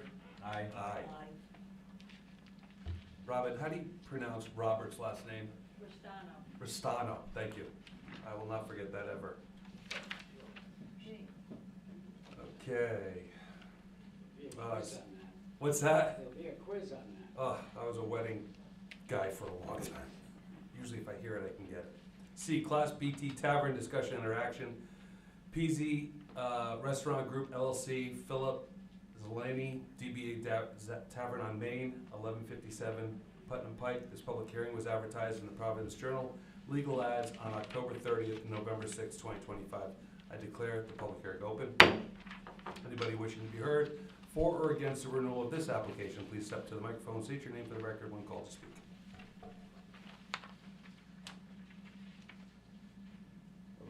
Okay. Call that public hearing closed. Can I get a motion?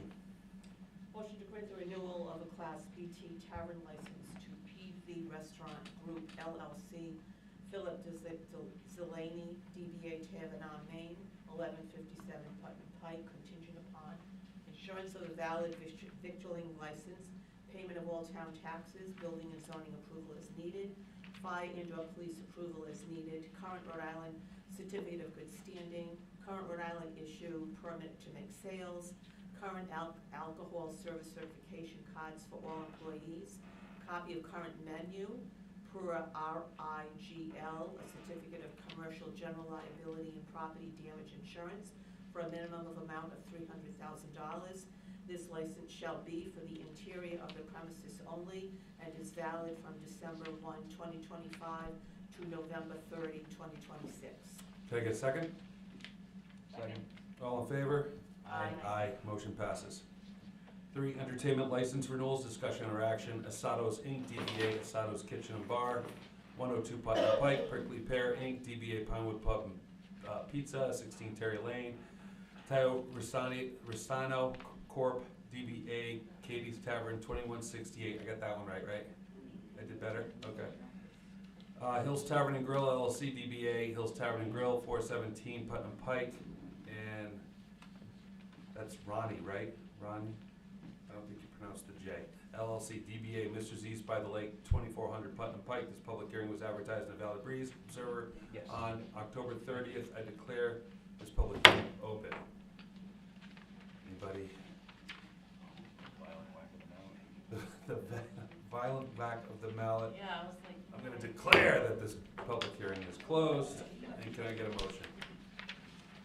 Motion to grant the renewal of an entertainment license to all applicants above, contingent upon: 1, payment of all town taxes; 2, building and zoning approval as needed; 3, fire and police approval as needed. These licenses shall be valid from December 1, 2025 to November 30, 2026, and are subject to the following stipulations: that all entertainment be confined to the inside of the building, except for those establishments in stipulation number 5.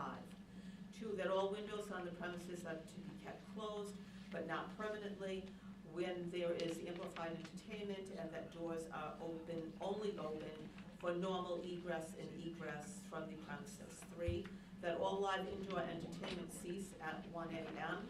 4, when there is live entertainment, the town council, at its discretion, may assign a supplemental police officer or officers at such time and in such a place as the town council deems appropriate, and the license holder shall reimburse the town of Gloucester for the expense of such police officers.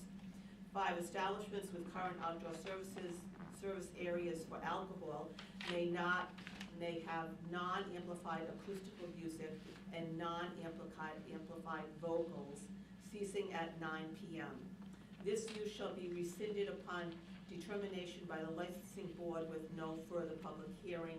6, any other reasonable conditions and restrictions as the town council may require.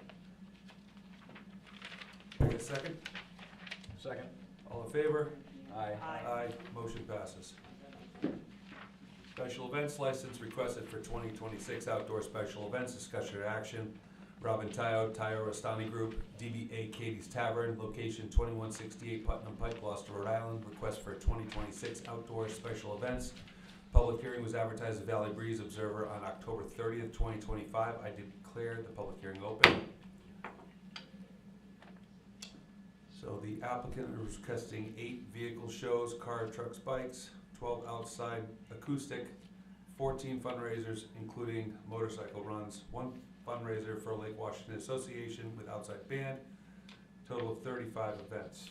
Anybody wishing to be heard, please step to the microphone. And that's less than we approved last year. It looks like they combined the runs and the fundraisers together. Yep, so last year was 43 total. And they only used 7 last year. This year, they I mean, only this year. used 7. This year, I'm sorry. I don't see issues with it. Anybody want to speak on it? Any issues?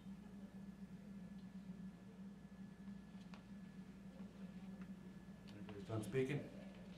All right, I'm gonna close that public hearing. Can I get a motion? I'll make a motion to grant special events for 2026 to Katie's Tavern, location of business, 2168 Putnam Pike, 8 vehicle shows, cars, trucks, and bikes, 12 outside acoustics, 14 fundraisers including motorcycle runs, 1 fundraiser for Lake Washington Association with outside band, for a total of 35 special events, individually licensed between April and November 2026.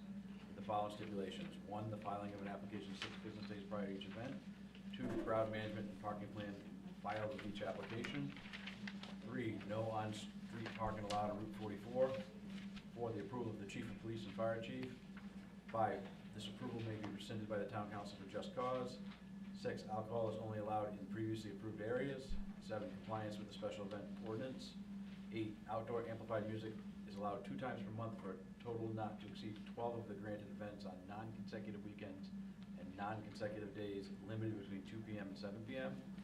9, any use outside that consists of amplification of music or entertainment shall be considered a special event requiring a license and shall count against the total number granted. And a second? Second. All in favor? Aye. Aye. Motion passed.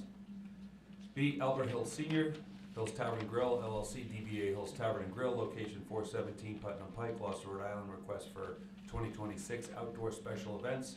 Public hearing was advertised in Valley Breeze, Observer on October 30th, 2025. I declare the public hearing open. Mr. Hill is asking for 32 events, and he had 32 events last year, which were approved, and only had 12 because of weather. Yeah. He's asking for the exact same as last year, so. Exact same. And everything was good. No complaints? Yeah, Everybody's being good. everybody's being good. Says chief. Did you already close the hearing? I'm gonna declare the public hearing closed. Can I get a motion? I'll make a motion to grant special events for 2026 to Albert Hill Seniors, Hills Tavern and Grill, LLC, DBA Hills Tavern and Grill, location 417 Putnam Pike. 12 outside music events, 8 car shows, 6 motorcycle runs, 6 fundraisers, for a total of 32 special events, individually licensed between April and November 2026 with the following stipulations. 1, the filing of an application 6 business days prior to each event. 2, crowd management and parking plan filed with each application. 3, no on-street parking allowed on Route 44. 4, the approval of chief of police and the fire chief. 5, this approval may be rescinded by the town council for just cause. 6, alcohol is only allowed in previously approved areas. 7, compliance with the special event ordinance. 8, outdoor amplified music is allowed 2 times per month for a total not to exceed 12 of the granted events on non-consecutive weekends and non-consecutive days, limited between 2 p.m. and 7 p.m. Any use outside that consists of amplification of music or entertainment shall be considered a special event requiring a license and shall count against the total number granted. Okay, second? Second. All in favor? Aye. Aye. Motion passes, thank you. C, David Wright, DBA Mulberry Vineyards, location 95 Town Road, Gloucester, Rhode Island, request for 2026 outdoor special events. Public hearing was advertised in the Valley Breeze Observer on October 30th, 2025. Declare the public hearing open.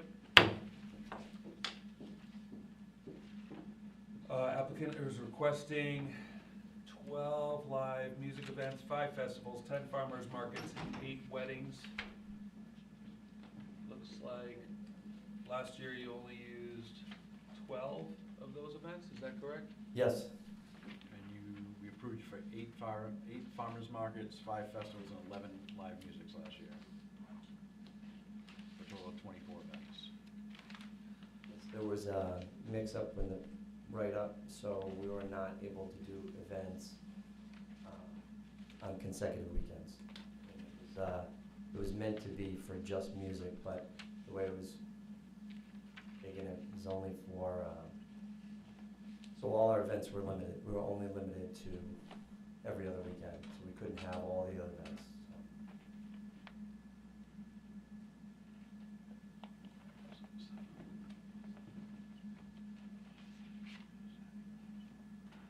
When you get to your motion on this one, instead of 44, you probably want to change it to Pound Road. If that's your intention, not to allow parking. Yeah.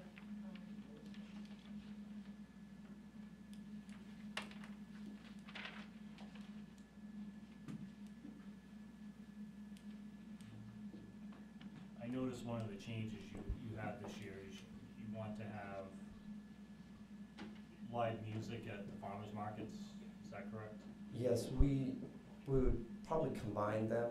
So if we were to have live music, we might combine it with the farmer's market. So when I looked at it, I wasn't sure if they needed a separate license for that. So, in reality, you could, as it's written here, you could have up to 22 music events, is that what you're telling me?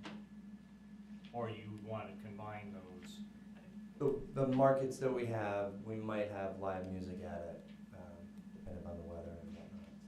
So you could have up to 22 live music events, is that what you're saying? No, we would have probably, we would just have the 12 live music events, but we may have a farmer's market and a live music event at the So same 2 time. licenses at the same time. Correct, correct. Which pulls from the number. It Yeah. pulls from the number Yep. unless you can combine them. I didn't know if you could do that, so. I didn't know if you could put 2 event licenses on it, or if you fill it out and say, I'm gonna have a farmer's market and some live music, so. Yeah, that- I think it makes sense to do this right now. Live music. Well, Well, because are we, no, because then it could be construed as, they're having 2 events on a weekend? It could be well, not construed just as that, no, well, I mean, you would be construed as 22 music events. Well, he's saying that he, Hypothetically, I know what he's saying, but the way it's written, So, oh, it has to be just reworded. if that's what we choose to do. Could you, or could council, somebody clarify that statement about non-consecutive? You know you're not supposed to have the music every weekend, right? Correct. We don't. We do it non-consecutive weekends. Okay. But we might have a farmer's market on one weekend and then the music next weekend. And the way it was written this past year, we were not able to have that. So it was- you couldn't have a farmer's market and then live music. Correct. But this way, you can't have a farmer's market with live music one weekend and then live music the next weekend either. So we were hoping to be able to combine them. So if it's written a certain way, then my mistake. I can certainly amend that, or if the council would amend that so that we could combine that would be great. I thought, is the concept simply that you don't want live music 2 weekends in a row, right? Yes, I think that's what really all gives it the is. neighbors Correct. some breathing room. Yeah. Correct. Right. And so far this year was good. Good. We had no issues. It was very good. Good. So, I mean, I guess when we make the motion, we could say, any events containing live music cannot occur on consecutive weekends. Correct. Correct. Perfect. If we say that, I think that covers it. Paul? Yeah, I mean, the important thing, in my opinion, is that we're not having it every weekend. Right. Live music. Right, it'd be every other, so if we just clarify. Live music events not to be on consecutive weekends. Correct. That's it. Yeah, exactly. That's live music will not be held on non-consecutive. It already says that outdoor event is not, 2 times from total not to exceed. Last year it said events on non-consecutive weekends. Okay. So this, That clears this it up. It statement, says outdoor amplified amplified. music only allowed 2 times per month for a total not to exceed 12, and on non-consecutive weekends would cover that. That will cover that. Yeah. Yeah, as long as it covers. No, that's what I'm asking. Yeah.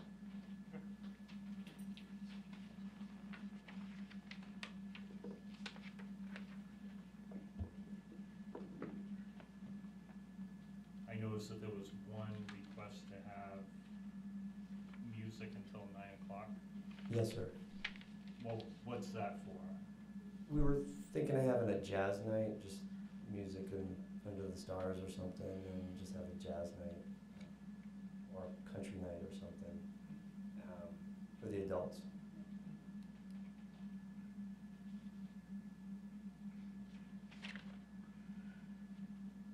Would that be considered one of these events, Yes, like a festival? a live music event.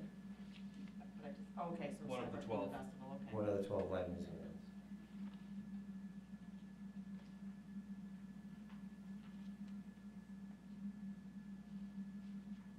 And farmer markets may continue through December? Yes, please.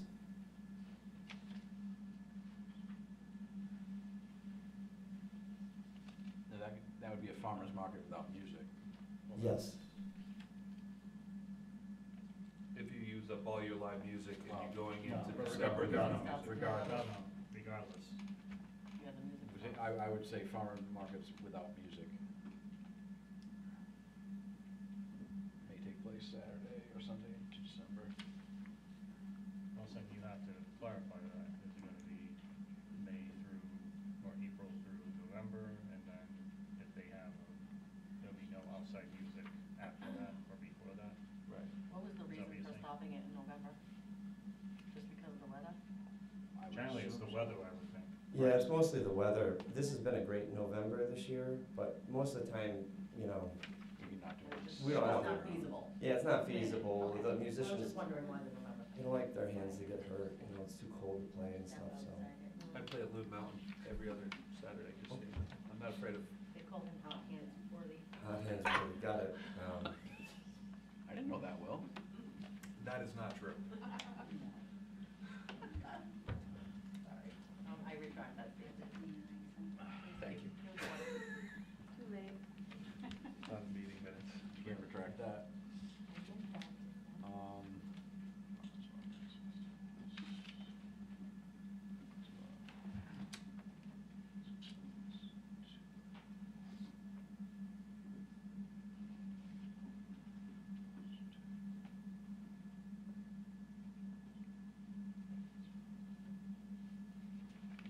Where are the weddings, inside or outside, or is it?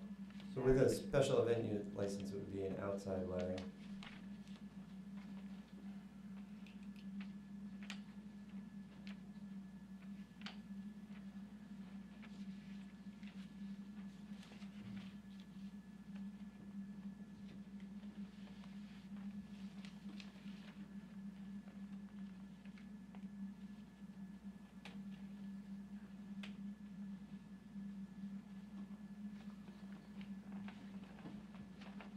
So I have here that you're looking for 8 weddings, and we have denied weddings for the last couple of years. Yes, sir. Because I feel like you've made a very good conscious effort to calm things down, and the volume has now been addressed. Somewhat. Would we still like to speak, please? Yeah, you'll get the, Yep. absolutely, yep. I'm definitely not good on 8 weddings, but I would consider 1. Great, thank you. Just to test the water and see if you can pull off something that works for that area. Most of the individuals that want to have a wedding at our place are your neighbors. We're not getting people from Newport or anywhere. They're people that live across the street that want to have a small event. And when it comes to weddings, it's difficult. They're not something we want to do. It's just something that, as part of their business, your customers want you to do. So it's a challenge. And I can tell you from experience that it's difficult. So they're not just walk in the park.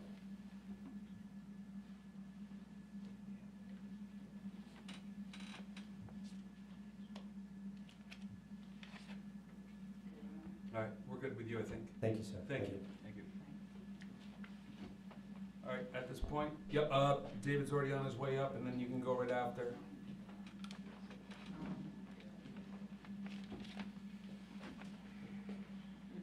Good evening. David Colantonio, 58 Pond Road, back again, 3 years. There's a lot of issues. First of all, things aren't good, and when you say there are no complaints, we started here, and I think in good faith, you all said, well, if there are problems with the noise, call the police, and the police said, yep, call us, and then we soon found out that that was futile. The police are very nice, but we end up feeling like we're a bother to the police, and that we're the nuisance now. And the police basically say, our hands are tied. And they will say off the record to us, yeah, that's loud. But they're not breaking any rules. You need to come to the town council. The town council gave them permission. So I feel like people are passing the buck. It's like, well, you go to the police, and then the police say, you go to you. And then you each say, well, the other one has no problem. So that's frustrating, because we're coming here for remedies and solutions. I feel like we have a lot in common with those people that I have a lot of empathy for that were here.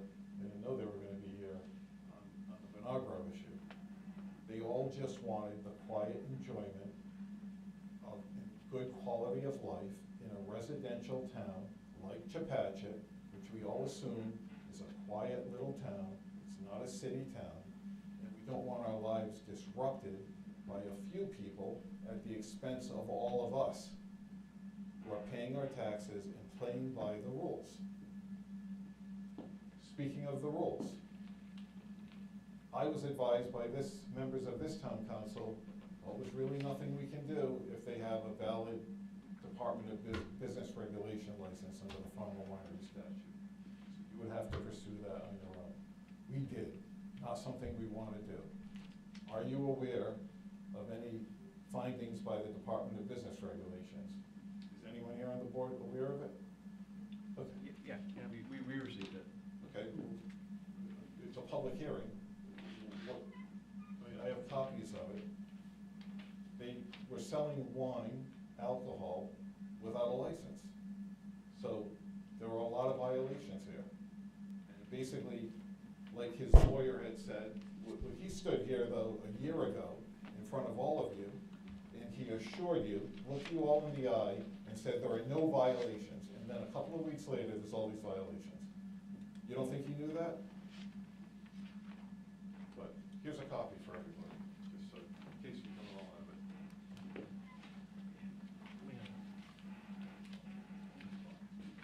Yeah, so that was shortly after the last meeting. Yeah, we got like 6 months ago. Yeah, and basically like his lawyer told me, he said, at best, it'll be a slap on the wrist, and the town council's still gonna give him whatever he wants.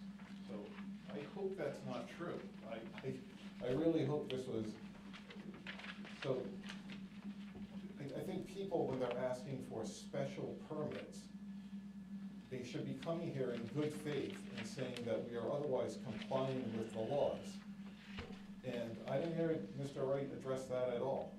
So I don't know if this is being spoken about behind the scenes or not, but he's clearly selling wine without a license in our town. Can any of us do that? Can I just go start selling alcohol without a license in this town?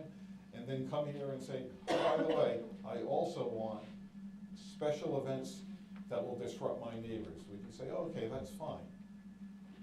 It just seems absurd to me. And then, on top of it, they're still investigating, because you would think, after being caught and found in violation of state law, that they would probably clean up their act. But no.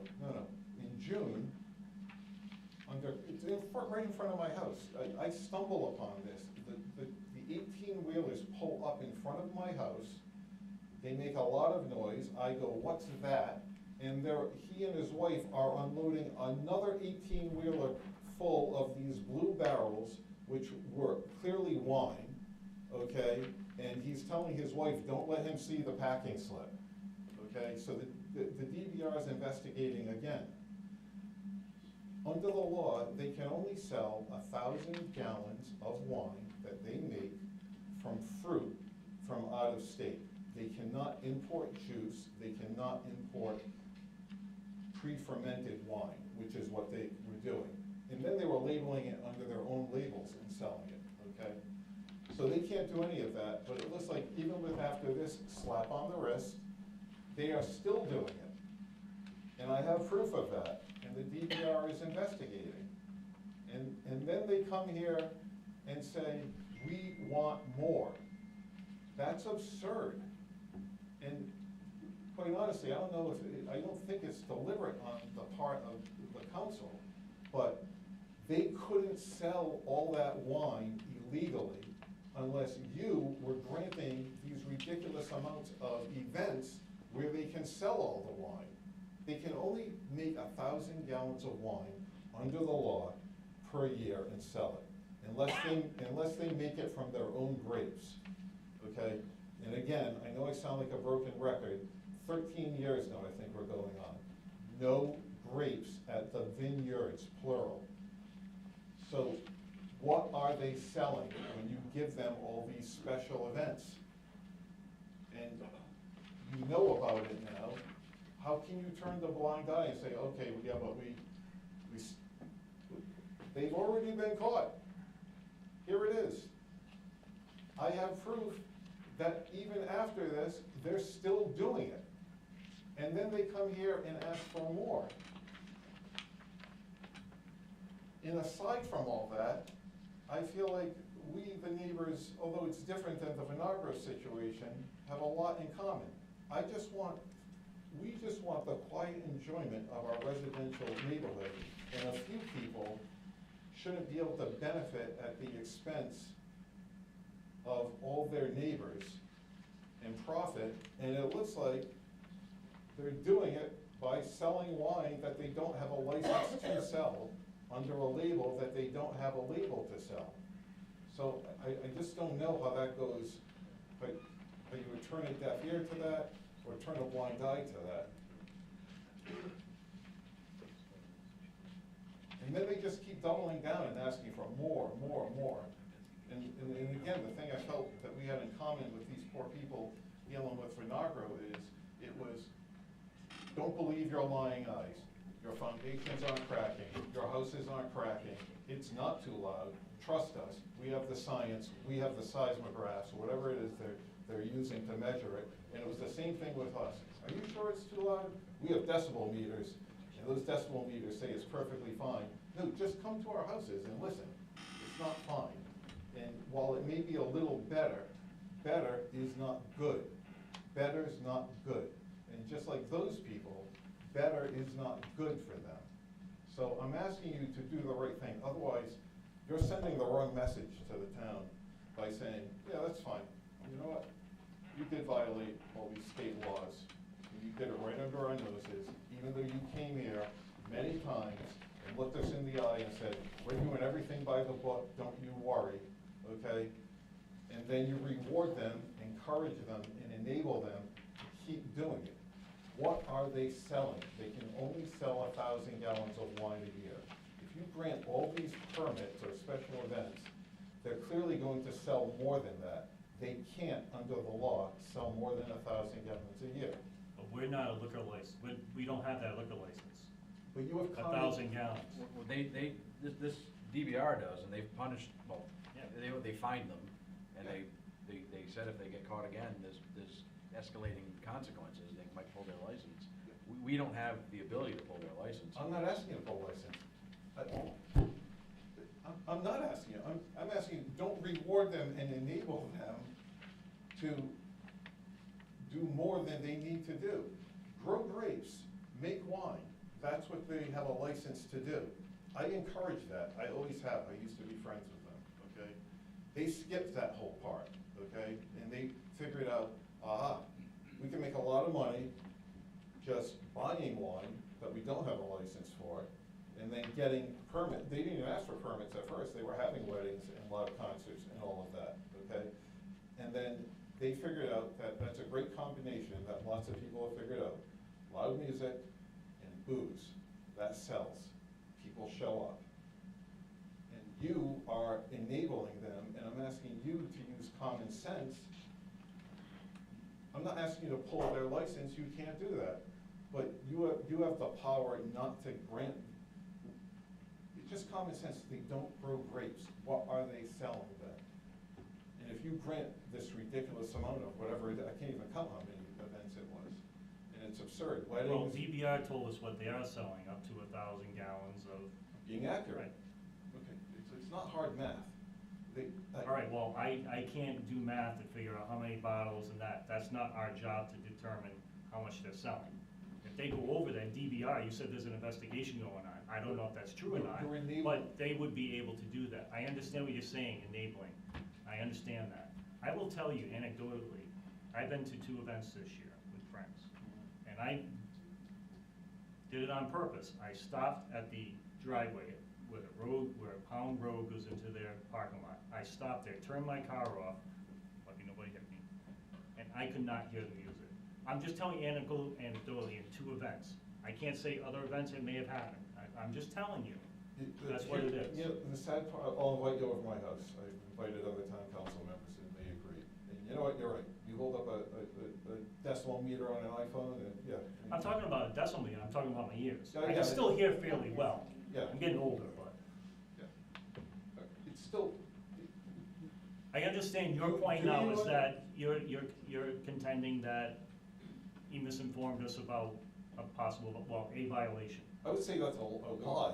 He said he was in compliance. That's more than misinforming. Well, back then, this is, January. January 27. We had licenses back in November. So when did this happen? I don't know.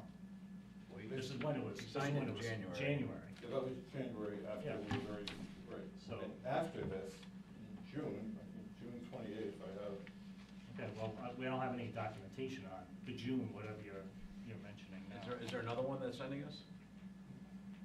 that's the whole point. The point I'm making, there's an investigation, this takes time. Just like those people are frustrated because, well, do you have seismographic readings and engineers to, no, they have eyes and ears. And they know that the quality of their life is being diminished. And they shouldn't come to this is a town council. It's where we go for relief and common sense remedies. And I don't see, I just feel like it's just more and more and more at the expense of us. And I think it's just wrong. I don't understand it. It's, I did the same thing, Walt. I went there purposely like 2 or 3 times this year to check it out, listen to music. I didn't see or hear anything unruly when I went. Like, I want to use my own eyes on it to see. what do you was going consider on. unruly? Well, I didn't, again, like, Walt, I I didn't. don't want 13 concerts every weekend. I leave my house. I shouldn't have to. No, I went there on a couple of events where they had music, and I didn't hear that music loud when I drove in, didn't hear the music, got in my car, didn't even hear it till I got up there. Again, my hearing's not as good as Walt maybe, but I'm doing my due diligence also to check this out and to see, are they being a bad citizen there? They're not being a good neighbor, and it's at our expense, is my point. And it's not necessary for them to run their business legally because they can't sell that much wine, is my point. It's frustrating. I feel as frustrated as those nice people. It just feels like, oh, we're just gonna keep doing it. And it's just absurd that we're at weddings, it's. And nobody said we're having weddings. I know. We're having discussions, sure, absolutely, and you're voicing your opinion against that, which I totally understand. And the discussion already Here's removed the it. thing, when it comes to compromise, usually one person wants something the other person has, and then the other person wants something that person has. They just want to take our quiet enjoyment. I don't want to take away from them. They can follow the law and grow grapes and make wine. That's the law. There's We're nothing- not a governing body for that.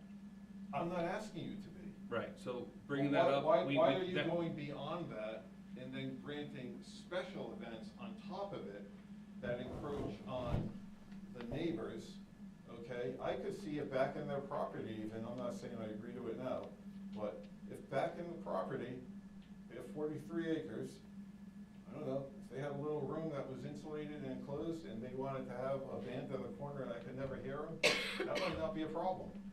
Maybe, right? But that's not what they're asking for. They want, it's absurd. Midnight dancing, jazz dancing, weddings. Anything from midnight. I mean, 9 13. 9 p.m. That's, 10. And you said 13, they only had 11 last year. yeah. I mean, And they their didn't use them. original was, they've come down quite a bit with, I was part of the original conversation. So, there's that saying that you're better off asking for forgiveness than permission. And it seems like that's what they've done, is you ask for too much, and then, oh, we're a little loud, well, we lowered it a little. And it's kind of what I heard Vinagro say, which was, well, the blasts are a little better, right? It's still not good for those people, It's not good. Well, I ask that you deny it. I mean, in light of this, I don't know how someone can stand here 3 years and say, oh, don't worry, trust me. He's a very nice guy, very charming, very persuasive. But he did not tell you the truth. And you asked me and us to go to the DVR, and we did, and here's your proof, okay? And in light of that, in light of the bad faith that they used coming before you, why are you rewarding them? That's, or even considering doing that? spite of the fact that there are no grapes still, and they can only sell 1,000 gallons of wine, it's not hard math to do to figure out that if you grant all these events, they're gonna sell a lot more than 1,000 gallons of wine. So you're kind of encouraging them to break the law again. What's everyone gonna do? Do you think 300 people are gonna show up and share? The math, I think, is like 52 gallons of wine a week. Do you think really 300 people are gonna show up and split a gallon of wine in a week? That's absurd. And then what are they gonna sell at I'm not weddings? here to do that. It's not hard math. I'm not here to do that. Well, I'm not, it's easy math. We have nothing to do with 1,000 gallons a year. That's incumbent upon the owner and DBR to regulate that. And that's 25,600 glasses of wine. So anyway, First I'm off. not arguing that. I understand Mr. Colantonio's concern. I understand. And I understand. I'm concerned about the fact that there was a violation, right? And, Multiple. well, we only have one. We have this ruling here. Are there others? Maybe. Well, there's This is all we more- have. More than one within. I understand, but we have this ruling, right?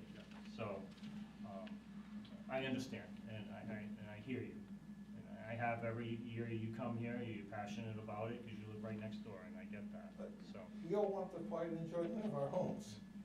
And I would, quite honestly, it would be an asset to the community if there were really a vineyard there. I've been to vineyards. They're not concert events. They're vineyards. And you sit in the back, you look at the grapevines. There are none here.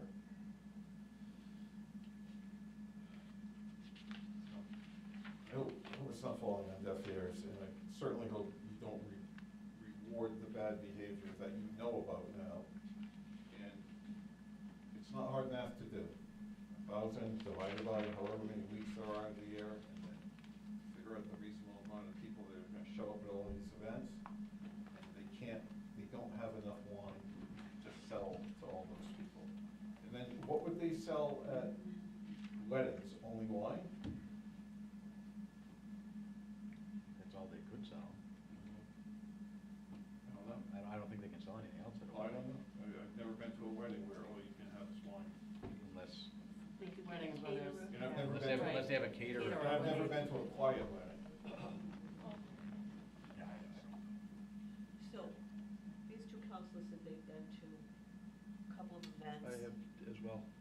I have too. And they said that as they pulled into the parking lot, they really didn't hear loud music. So if they're like in the parking lot and you're across the street, are you saying that? I wanna be in, No, I'm just asking you a question. Are you saying, like, we understand? You can hear the music. In the past. I can name the songs. It I was know loud. the lyrics. So, No, it's still loud.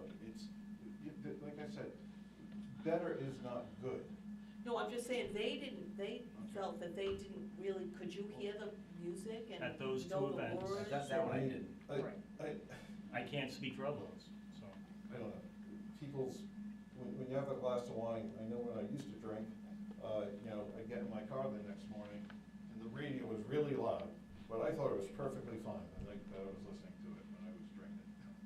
The funny part is, I wasn't drinking That's what I'm until I got saying. into Believe the me, parking lot. I believe you. So Well, anyway, I understand your point. it doesn't belong in our neighborhood, and it's one thing to go to an event, which is nice. You went there because you chose to Well, no listen to offense. music. We don't have that choice. This is imposed on us. You understand what I'm saying? So, see, we have to go to all 13 or 12 or whatever events. If we want to be home, we have to be there too. You don't. It's not voluntary. You're imposing that on us. You know, I wasn't gonna say this, but since you bring it up, and I, I won't say it, because You it's. can say it. No, I won't say it. I was just thinking about doing math and about the time and everything, so, but I won't say anything right now. Because I understand what you're saying, I hear you, I've heard you every year, and I understand what you're saying. And I do appreciate the DVR information as well, because that does help us make decisions. We didn't want to do this. We were advised to do Right. this. We don't want to call the police either, so. Well, the chief's here, so he can answer any questions that we have too. You know, he can talk about any complaints that we may or may not receive. And what the officers are We've seeing given up. sitting in there. We don't call. That's not what you said. You said you called, and then the police would say, well, you know, it's No, bugged years or ago. it's This was 2 years ago. That's not what you said, though. You said. Well, let me clarify. When you initially said call, we called. And that was the reaction. There's nothing we can do. So this So year. we stopped calling. I haven't called once. Okay. And quite honestly, when I see the event sign go up, I leave my house. I shouldn't have to leave my house. That's wrong. And that's not why we elect the town council. We should represent everybody. All right. Thank you. Thank you. Thank you.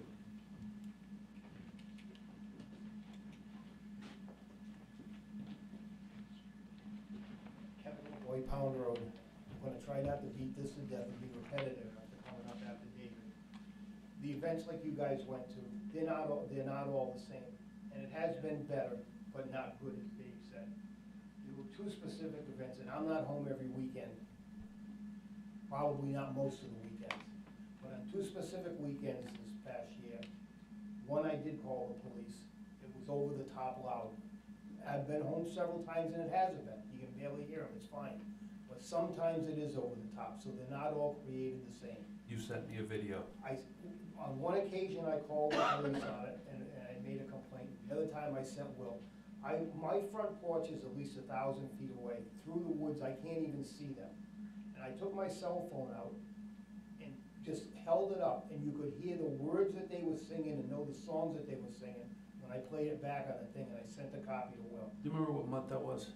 It was last month, probably. Last month. Yeah, it wasn't, and the other time was earlier in the summer. And like I said, I know that there's times you don't even hear me, you don't even know they're over there. So it has gotten better in that sense, but they are still over the top. And I don't wanna beat it all to death, but the wedding thing, I think, is completely uncalled for, and it is certainly not the place for it. And I think you'd be making a big mistake granting the wedding and stuff like that, and nighttime music. At the very most, I would give them what they had. The farmer's market's on a problem, family fun day's on a problem. If they start incorporating music into them, then who knows what you're gonna get with that stuff, if they start incorporating music into it. You know, what they had went fairly well, except for a couple of occasions, and I would encourage to stay with what they had on that. And to go to the DVR thing, I don't wanna whip that dead horse either with the thing, but they did stand here, it was brought to your attention at this meeting last year, that there was an ongoing investigation, and they stood up and said, well, there's nothing come of it, we've already talked to them, it's gonna be no big deal. The year before, they've been cited twice on there, once for brewing beer illegally and selling it, was one of the violations that are on them.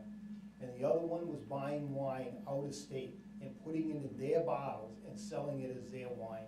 Those are the two violations. And as Dave said, they unloaded another load of stuff, we don't know exactly what it was, but when they're doing it at 10 o'clock at night under the cover of darkness and unloading it, it's a little bit suspicious. And that was forwarded down to DVR, and they are looking into it again too. So it's been an ongoing thing, and they haven't exactly been truthful and honest with everybody up front with what's going on. And by granting all the stuff they're asking for, you know, as Dave says, it's kind of almost rewarding them for poor behavior. And I think sticking to where we are is a fairly good compromise. Thank you. Thank you.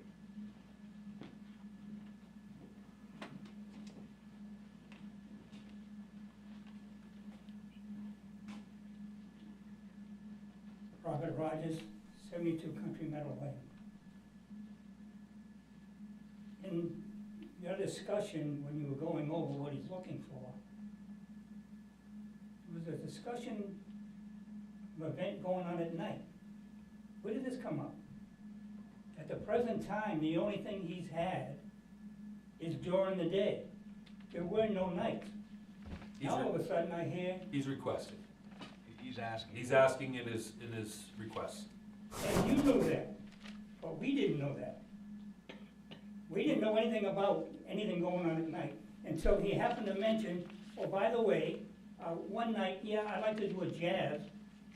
At night? No.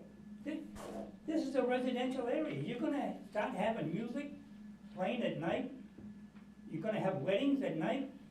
The last year, when he requested, as always, he wanted weddings, this council said it requires a special permit. You must go somewhere and get that permit. Did he get it?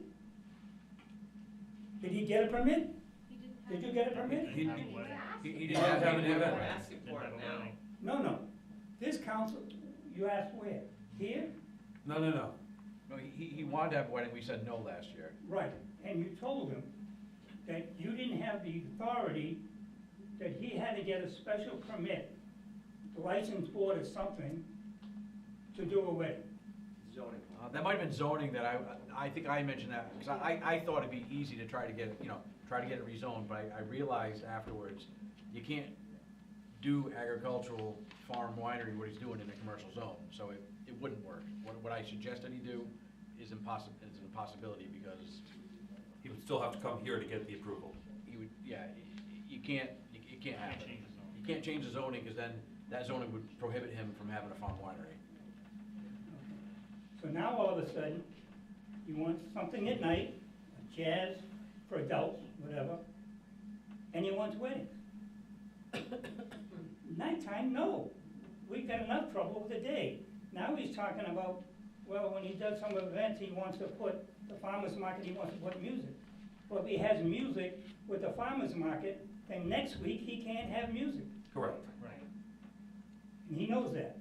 Yeah, we'll make sure that If doesn't that's what we change. decide, that would be the motion. We That have it to comes out abide of by his, that. his grouping for the music. Correct. Right. Both events will come out of his total. Right, so there is no way that he can do this weekend and next weekend, For live have music. something going on at that place. With live music. Live With music. yeah. Correct. You could have a farmer's event With no music. with no music. I lost a transmission here. How many events with music did he request? He requested 12. We gave him 11 last year. Okay, and then he wanted, We approved him for 14, he only used 11. Oh. okay, what else does he want? No, he asked for 14, we approved him for 11 last year. Oh, sorry, yep. We approved him for 11. Right. So he wants a farmer's market, 1, 8, same as he asked for last year, 8 farmer's and markets. same as we approved last year. 5 festivals, same as last year. 5 what? Festivals? Which is the Family Fun Day, counted as one, so he only had one of those. Asked for 5, only did 1. Yeah, and I don't think he used any farmer's markets, it doesn't look like. According to this, looked like he used 11 live musics and 1 festival last year.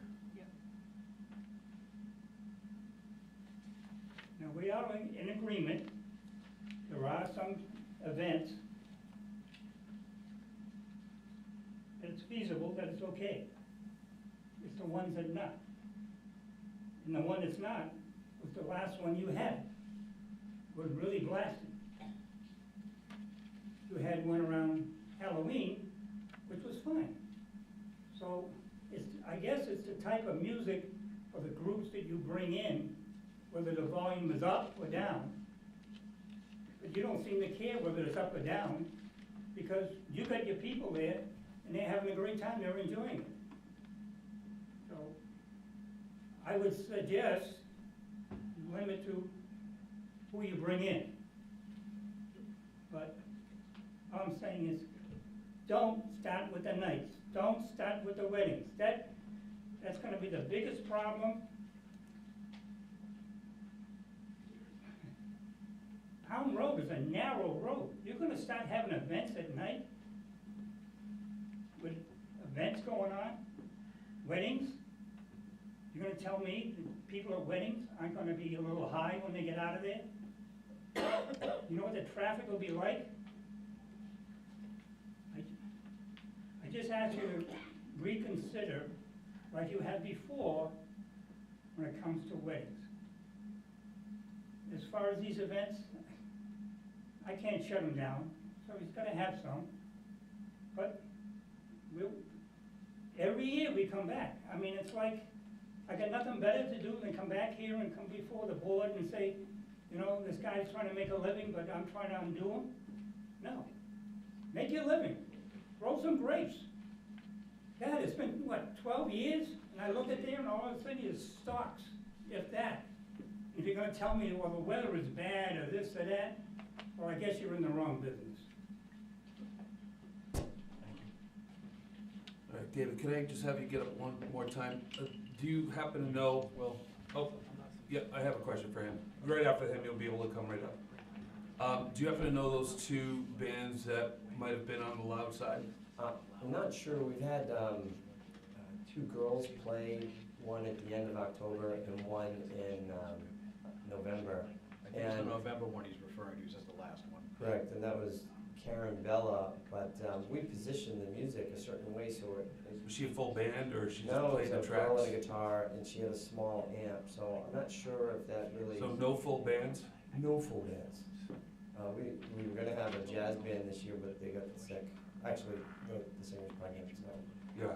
No luck on that. So we basically had a single guitar guy from Gooseberry Road. Yep. And so it's been mostly a single singer with one acoustic guitar. That's pretty much she's been singing all So summer long. a couple of times that single person was just, they were just loud. We didn't see that, and you know, we're constantly monitoring, and my wife is going out there with a decibel meter on her phone. We're checking all the time to make sure that we're compliant. We know what other ordinances are, so we make sure that by the time you hit the parking lot, it's a whisper of a noise. So, you know, the breeze is louder when it registers. Well, a couple of them were hot. I know the one I went to, there was like, there were older people, it was like 3 singers, but they weren't very loud. Yeah, that's Gooseberry Road. Okay. Yep. They do that, it's a nonprofit, to raise money for food bank. So, and I will just clarify, unfortunately, last year we reported we made 729 gallons or something. So we are not a large winery in the sense of these other wineries that are coming to the state who have music every day. We are a small micro business. And so it's my wife and I, and we work 7 days a week for our business. And that's the truth of it. And we don't really, try not to break any laws or anything, but you know, we're not perfect either. So if there's a violation, we work with the DBA to make sure that we're compliant. And so that's where we're at. Are they investigating you again, like you said? Mr. Colantonio, you know, I like Dave, and one of the things is he encouraged me to do music in the beginning, but I would also say that he's also filed many complaints with DVR, and they have come out on several occasions for surprise inspections, and we are compliant with everything they request. If there's any problem, you know, we adhere to their needs and make adjustments. But, you know, some of the complaints in the previous, I haven't seen the complaint he gave you, but some of the complaints were we're selling millions of gallons of wine without paying taxes. And that's not true. We are compliant, we do pay the taxes, and we're working towards building a business, but on a lot of levels, before we plant a lot of grapes and a deer fence, which has to be like 12 feet high, we're building infrastructure. So I built a building, I got a new bladder press this year, it cost $53,000. So we're not talking like we're just gonna, you know, do this for fun. We're working toward a betterment. And if you want, I'd welcome any member to come out and take a look at our facility. We make the wine there.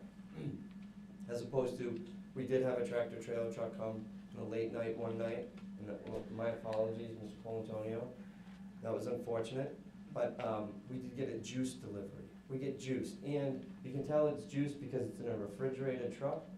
If it's not juice, it's, you know, it has to be, juice has to be refrigerated, otherwise it will spoil. So that's why they ship juice in a refrigerated truck. So, but anyway. Just a couple quick things. About the wedding thing, if I remember right, to go back a little bit, Mr. Rogers was saying last year, what came up was that it was actually a zoning issue.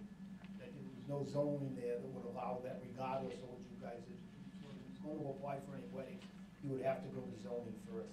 I think if you look back in the minutes, whatever, that discussion was part of that meeting. And the other thing is to go, he's talking about building out his infrastructure. The new building he has up there, the building permit for it was for dry storage. There's been a lot of work going on over there. He's saying he just put all this up. I'd be curious to know if he has any of the proper mechanical permits or anything involved in doing any of that stuff over there. 30 seconds. That's two of the issues that Mr. Wright never made a frivolous complaint or exaggerated complaint that he wasn't paying his taxes. That never happened. All our complaints are written and submitted to the DVR, and I think they're outlined in what we gave you. And regarding what he just admitted to, getting a juice delivery, which is still questionable because he was intentionally, and this is recorded, he was telling his wife, do not let him see the packing slip in the video. Importing juice from out of state is prohibited. So it says it right here, Rhode Island General Laws 361-1D provides a wine grower shall not import unfermented juice, wine, or alcohol into the state. You can't bring juice in either. So whatever were in those barrels being brought in from out of state, I know the truck was from out of state. I'm pretty sure it was the same truck that made the prior deliveries. So he just said he was bringing juice in. That's a violation of the law. If it was out of state. If it was out of state. If it was out of state. The truck was from out of state. I don't know why you'd hire a truck from out of state, but, so. But I never accused him of not paying his taxes, selling millions of gallons of wine. We know the law. He can sell 1,000 gallons of wine. I did the math for him before. It comes to approximately 19 gallons per week. That's not a lot when you have 300-400 people showing up at these multiple events. So my reasonable question is, once you exhaust less than 20 gallons a week, I don't know what the point of the event is if you only have 20 gallons to sell to all of these hundreds of people at these big events. I'm asking the council to use common sense and say, what are they selling? And what are we encouraging them, whether it be intentional or not? It looks like you're enabling them not to comply with the law. Thank you. Okay. I'll let this gentleman in the back.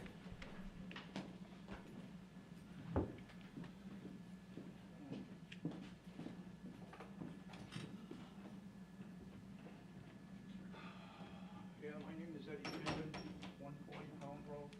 I'm sorry, what was your last name? Gendron. Okay, thank you. I've got a copy of that thing Dave showed me too. As far as the wedding goes, you said you wanted to give him one wedding. That's, no, nothing, because you're opening up the door for him. And he said, well, you let me get it last year, so he's on next year, asked for 2, 4, 6 weddings. So, no. And as far as the noise, I live like a quarter mile up the street. Sometimes I can hear the noise that they're playing, especially if they get somebody that's on a microphone, because the wind blows up the hill. There's no houses there, it's all woods, and the sound travels, and I can hear them up there. And as far as him, you guys see, when you guys go over there, when you have that Glocester Business Association, you guys drive over there, you see all the plastic tubes sticking out of the ground. Have you ever seen them pull a grape out of there? No. 3/4, almost all of them are on the ground. Those have been there now for maybe 12 years when he first put them in there. He can't grow any grapes in there because there's no water there. The only water he's got is that little lake that's in the back, and the only time probably to get water in there is when the snow melts and comes down the hill and it fills that up. Otherwise, if he's gonna stop pumping water out there to grow all these grapes he thinks he's gonna grow, he won't have enough water. And why you guys keep letting them, they'll ask for 10 things, you say, well, we'll give him 12, we'll give him 14. And then how many are you gonna give him next year? You keep adding it on. It's a pain in the ass. I don't understand, it's a neighborhood. a residential area. So why are you allowing a business? He don't care about the neighbors, he could care less. He's come up here a couple of times, I told you last time I was here, he's been lying to you, he lies to you. You guys go over there at the Glocester meeting, and you gotta be in there shooting the breeze with him, drinking his wine. If he gives you a bottle, what label is on there? Have you ever noticed what label is on there? Do you drink the wine out of a bottle or out of a cup? I don't drink wine. I'm asking My the whole girlfriend group. does though, she gets out a bottle of it. Yeah, all right, so what's it got for a label? Says Mulberry Vineyards. Yeah, all right, so now have you been in the liquor stores, either one in Japatchit? Is he selling that in a liquor store? As far as I know, He is? I don't know. I think I saw it in there, I think I've seen it in there. Can he do that? I don't know. Well, hell, I'm asking you. Well, can you look into it? But look, that's DBR, we don't have any Oh, jurisdiction. see, you told us that the last time. We come here and ask you guys for help, and then you tell us you guys can't do nothing, go to the state. So why do we have to come in here every year at the same time and waste our time and our night talking to you guys, and you guys say, well, I can't do nothing, go to the state? We're only Okay, here we're doing today it for for entertainment permits. That's it. Yeah. Nothing to do with wine. Huh? Nothing to do with wine. So then why is Nothing to he do here? with the DBR. He wants to have the event, so he has to get authorization from us to have an event. We have nothing to do with the wine. We don't have any we don't have any authority over that. So why are you giving him more events? Why are you We're opening not up? giving him any more events. You suggested giving weddings. Yes, I did. Well, no. Anybody can have a wedding on their own property. Oh, yeah? Yes. Oh. How about, A private wedding. Yeah. Anybody can have a private Yeah. wedding on their own property. Are you gonna come over there and watch him when he's having the wedding, and make sure it's family? No, I'm not. I'm just saying, I'm I asking. know both my cousins got married on my uncle's property, and my brother got married on our property, Yeah, there's nothing wrong with that. you know? He's gonna have people that he's not related to. Right, we didn't there. charge, there was no charging, so it's different. If he's charging somebody for a wedding, that's much different than you having a wedding for your daughter on your property or something. And as far as 9 o'clock at night, no. There's already been accidents down there on that corner with that telephone pole over there being taken out, and people hitting the tree out there. Not because of him, but accidents happen on that street because it's narrow. And like I told you, a couple of times this year, I could hear somebody on the microphone down there, I don't know who the hell it was, singing or talking loud, I could hear it up at my house. Because you're up the hill, right? Yeah. There's no buildings to block the noise, nothing. I mean, I can't add any more than what Dave did, and what Kevin did, and what he did over there. Thank you. Last thing to address Kevin's issue, we did go to planning and zoning, and I do have here, and I did highlight a couple copies here. On the second page, you can look, and it outlines what we were approved for and to what times and the range.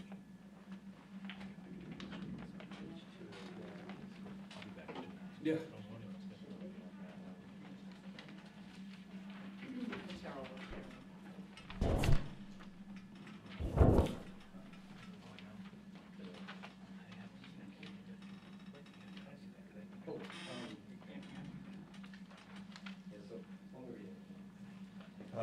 Farmers markets, harvest, festivals, weddings, holiday events, and wine tasting festivals may also be taking place on the property.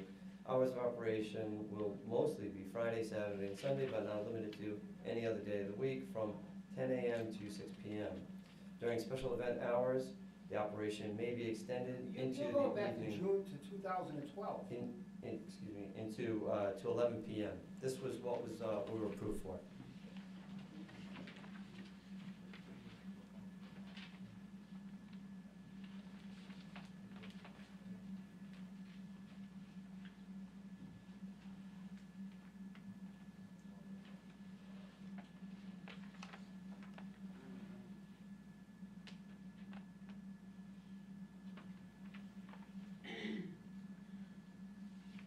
Was there anything that changed this? No. Thing to see blues, he's gonna have, he's looking through it now. Okay.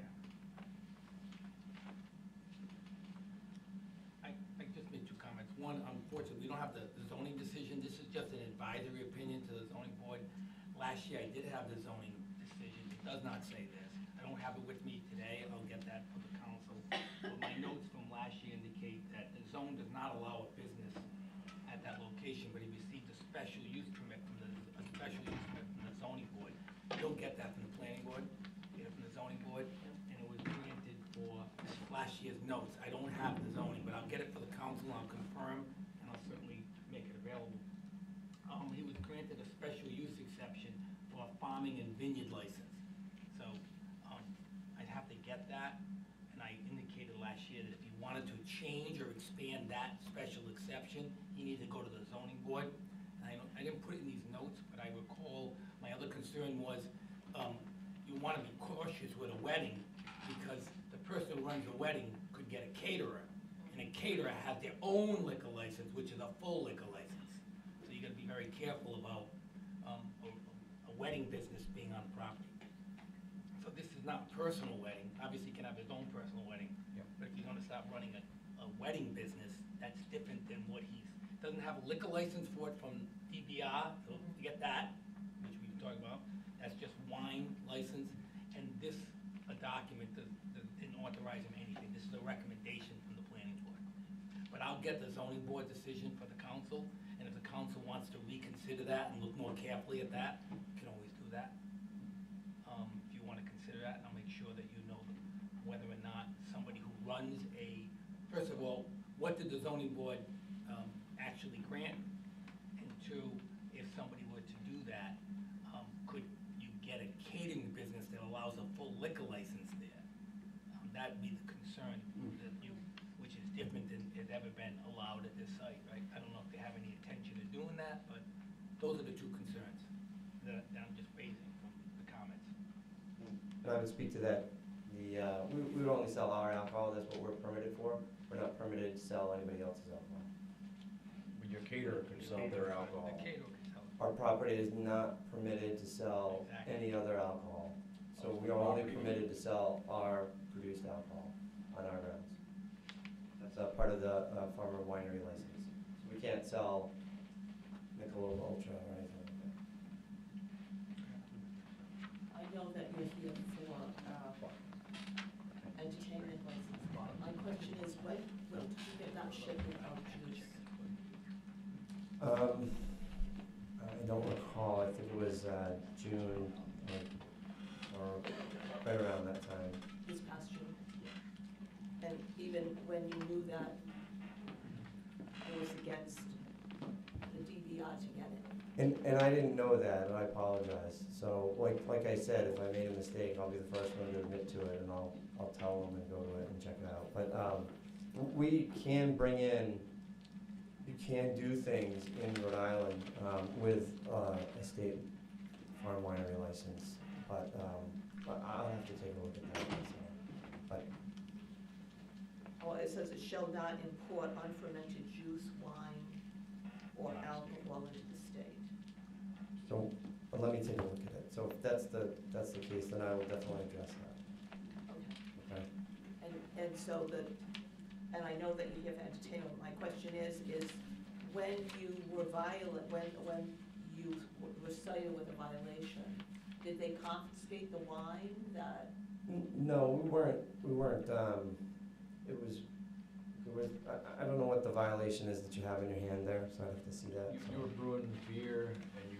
I have a copy of the violation. Oh, okay. He actually signed it, it's a consent order. Yeah. Where it actually states the law that he said he was unaware of about the juice, but this is, that's your signature, right? Yeah. Okay, so you are aware of it. So, yeah, this is, we were making beer, and I was trying to see if it was something that we would consider, and it just didn't work out. Beer is not something we want to get involved in, so. But when John from the liquor board came down, he said, Dave, I'm gonna have to take care of that for you. And so, I admit my mistakes and I'll take full responsibility if I do something wrong. But it's not an economic generator, so it's not something we wanna do. And the wine that you're selling now is the wine that you have Yes. processed? Yes. And you're not selling any wine or bottling wine from someone else in your bottles? No, because you can't really, if you try importing wine from like somewhere else, and there's another license you can get for the state to do that, you're not gonna make any money doing that. Okay. It's just not feasible, because what you'll find is the bulk wine market, where you would buy this stuff, it's just, they're not gonna give it to you for free, so you wouldn't make any money on it. So it's just not something. And the juice that you are getting is from in-state, is that what you just asked? That's what I'm gonna check. Oh, okay. What was the question? The juice you are getting, again, it's not really our purview, I'm asking anyway. The juice you're getting, is that from, you're getting it from in-state, right? You're not importing it from out of state? So I did import that from out of state, so I'll take that on the chin. You know, I didn't know I couldn't do that, so that's something that I will address. So you should address that, because you're probably gonna get in trouble for it. Sure. Okay. Again, it's not our concern, but I'm just reading through it. Yeah. So I'll reach out to DVR and let them know. Okay? And I'm saying that on the record. Okay, so let's move forward here. I'm gonna rescind my one wedding. Thank you. Let's, you know, it seems like everybody here just wants to go with the status quo of last year. If you could just maybe not have that person back that was screaming through the, you know, keep it to the quiet people. It seems to make everybody happy. When people scream through the woods, they're not so happy. So if we go with last year's number, and then we allow, I mean, there's nothing that says he can't have, like, you can issue 2 event licenses for the same day, correct? So we don't even clarify that, it doesn't make a difference. Nothing that says I can't. Okay. Because it actually says it can't have You already said amplified music. We're gonna say you can't have the amplified music every other weekend, so we don't even need to mention, you know, so you would pull a license for your farmer's market and a license for the live music event on the same day. Correct. Okay, so that's fine. What type of music do you think you would have at a farmer's market? Mostly acoustic, like a girl with a guitar or a guy with a guitar. That's mostly what we have. Maybe a cello. Anybody else wanna, then we're just talking about the entertainment license. Okay, I'm gonna call this public hearing closed. Can I get a motion? So, before we do that, just be clear that it's the same as last year, meaning hours as well, right? Nothing at night. anything Correct. at night. Correct, the same as last year, there's 11 events, 11 live music, not 12. 5 festivals.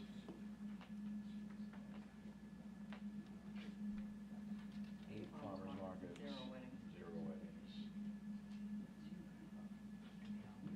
And The hours were 2 to 7. 2 No. to 7. No, they weren't? No, Saturday and Sunday, 1 to 4. Oh, 1 to 4. Saturday, I'm sorry, Saturday or Sunday, whatever day they happen to have it on that, every other weekend.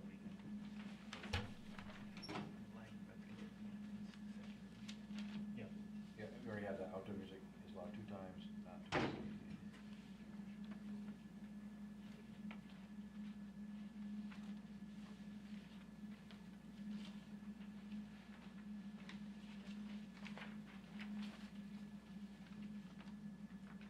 All right, if I say something wrong here, Walt, let me know.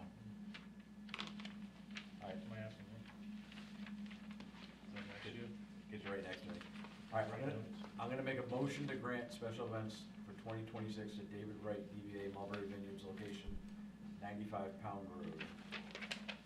11 live music events, 5 festivals, and 8 farmers markets.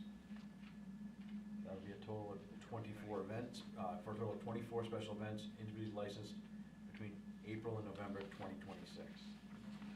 The following That's a little bit way to go. with the following stipulations. 1, filing of an application 6 business days prior to each event. 2, crowd management and parking lot plan filed with each application. No on-street parking allowed on Pound Road. The Wait, appro- on Pound Road? Pound Road. The approval of the chief of police and fire chief. This approval may be rescinded by the town council for just cause. Alcohol is only allowed in previously approved areas. Compliance with the special event ordinance. Outdoor amplified music is allowed 2 times per month for a total not to exceed 11 of the granted events on non-consecutive weekends and non-consecutive days, limited between 1 and 4 p.m. Any any use outside of the amplification of music or entertainment shall be considered a special event requiring a license and shall count against the total number granted. Okay, second? May I apologize. Yeah, it was, we were shooting for April to December, not, you said April to November. Well, I think we're going with last year. I think we're going with last year. I think April and November, that includes April and that includes November. We were hoping to have a farmer's market in December for the Christmas holiday.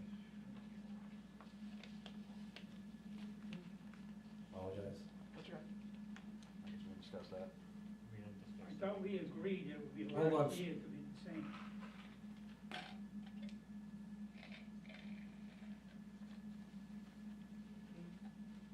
So you're gonna do an outdoor farmer's market in December Yes, Christmas market. with their music? No, What did we get to enjoy our yards? Well, there'd be no music. Well, it doesn't make any difference. It's still disruptive. Why didn't you mention that before you started voting on it? Instead of sliding stuff in? There's no sliding anything in, sir. Yeah. We talked about the farmer's market and we mentioned going all the way till Sunday, just like we did, we mentioned music one time until 9 o'clock. We just slid that December thing in for them now. We did not slide anything in, sir, and please don't bark from the, if you wanna come up here and chat. Right. We had mentioned it in our original preamble that he wanted them on Saturday. This is what he was asking for. I made my motion and I didn't include that in my motion. What he just asked you for in November, are you gonna include that? He had asked for it in his original one. I was saying that we're Well, just we going. didn't know that. I read this about 40 minutes ago, sir. Well, we didn't hear that. Yes, I did. We didn't hear it. Okay, I still say no to it anyway. thank you. Wow, you don't live there. Wow. I have a soccer field right next to my house. I hear Well, kids you running live there. around and Well, whistles you can move. all summer. I'm not going to. Well, then you put up with it. We That's don't why- have that's to put right. up That's with what it. I'm gonna do. It's not a business district. Neither's the kids' soccer. Yeah. You knew that when you moved there. This was never here.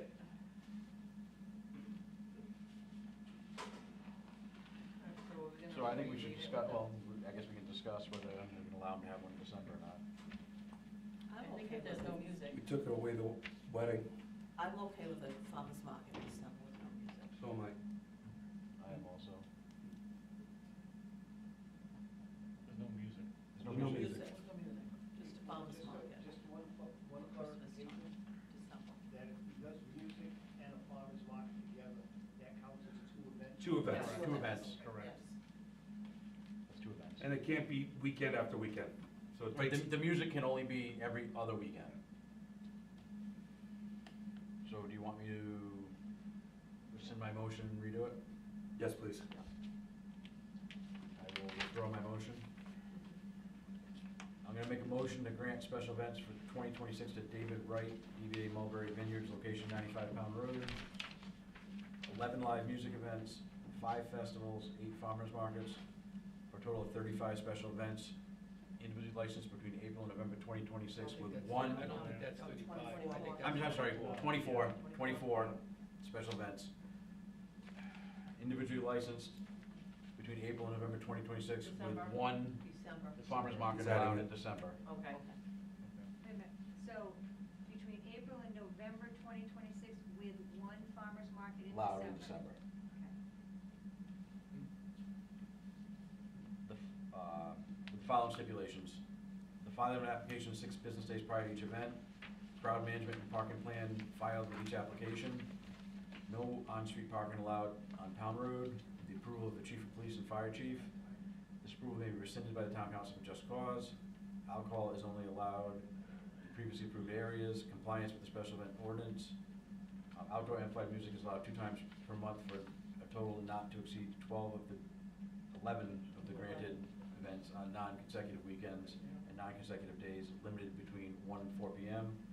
Any use that consists of amplification of music or entertainment shall be considered a special event requiring a license and shall count against the total number granted. A second? Second. All in favor? Aye. Motion passes.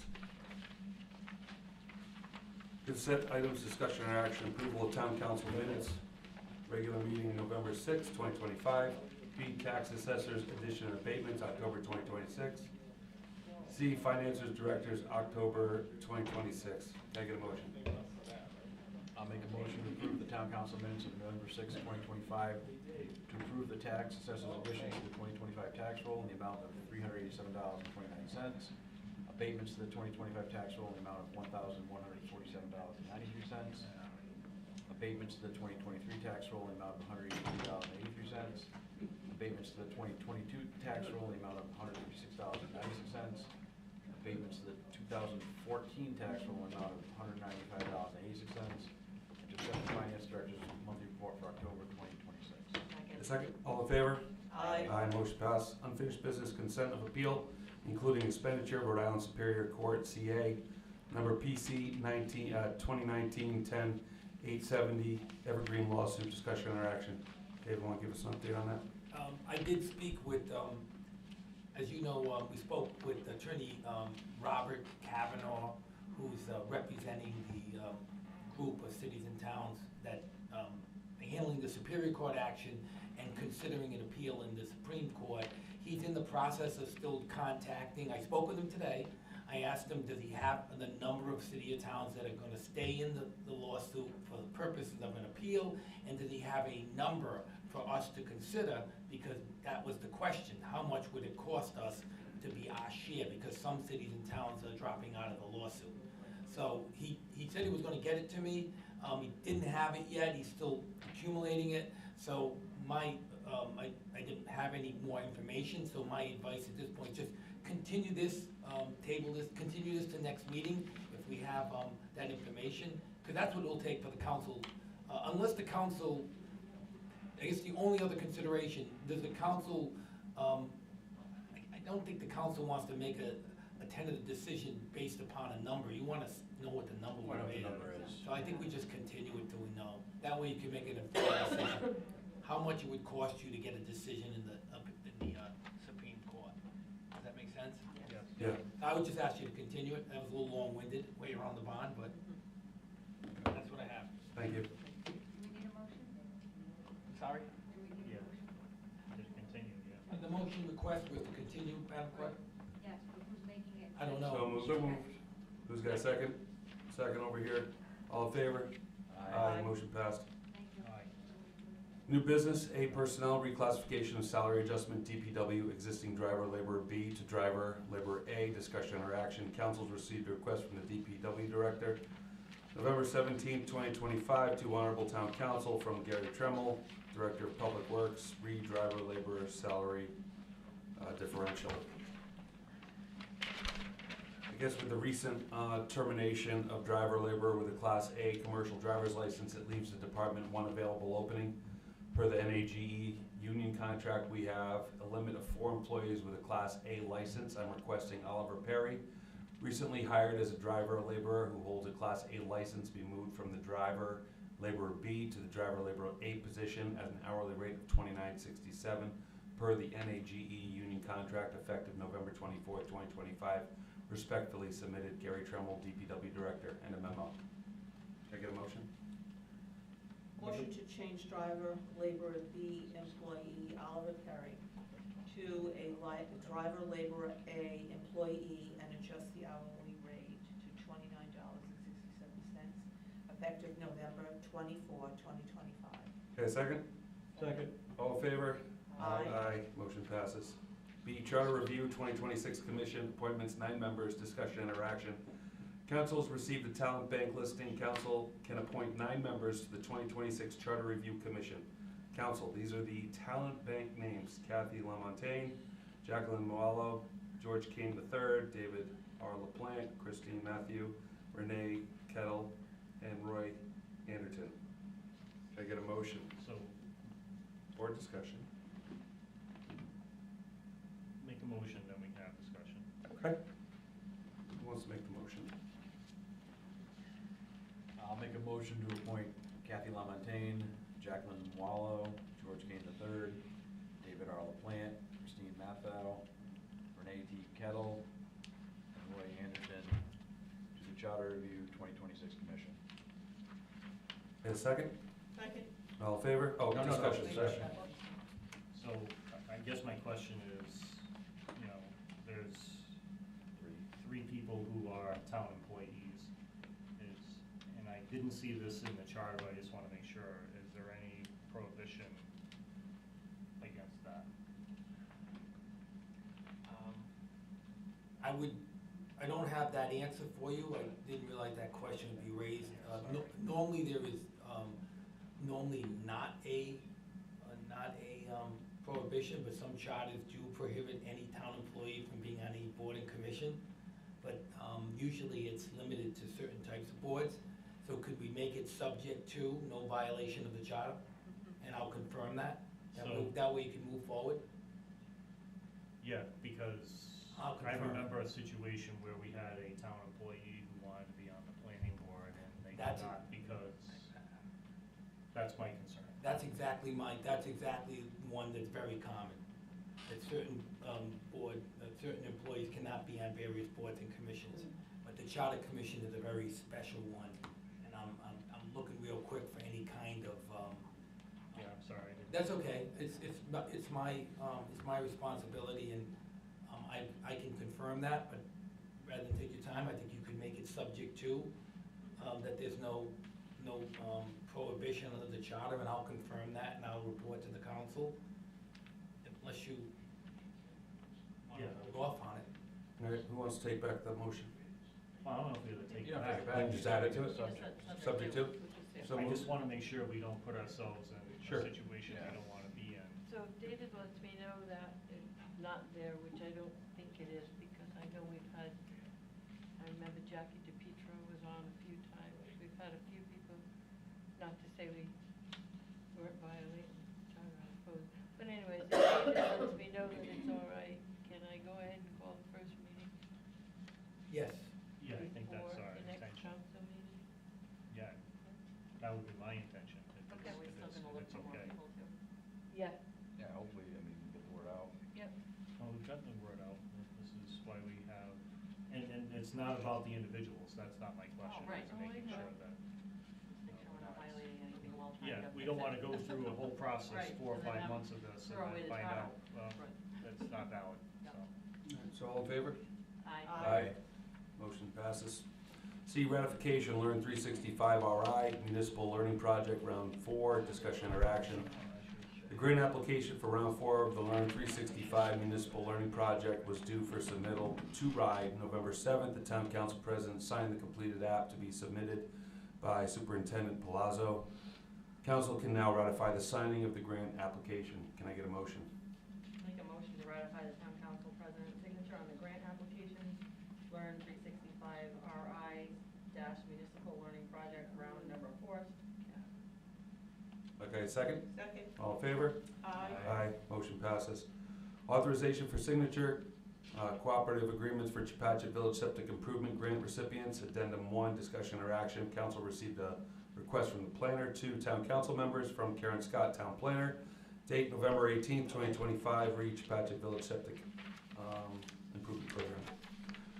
The town established the Chepachet Village Septic Improvement Program, which will provide direct grant funds for septic system improvements in the village through SMEP and EPA grant funds. In September, Town Council authorized Town Council President to sign the cooperative agreements with property owners for grant funds to upgrade septic systems. After sharing those cooperative agreements with property owners, septic designers, and septic installers, it was brought to our attention that the insurance requirements were exceptionally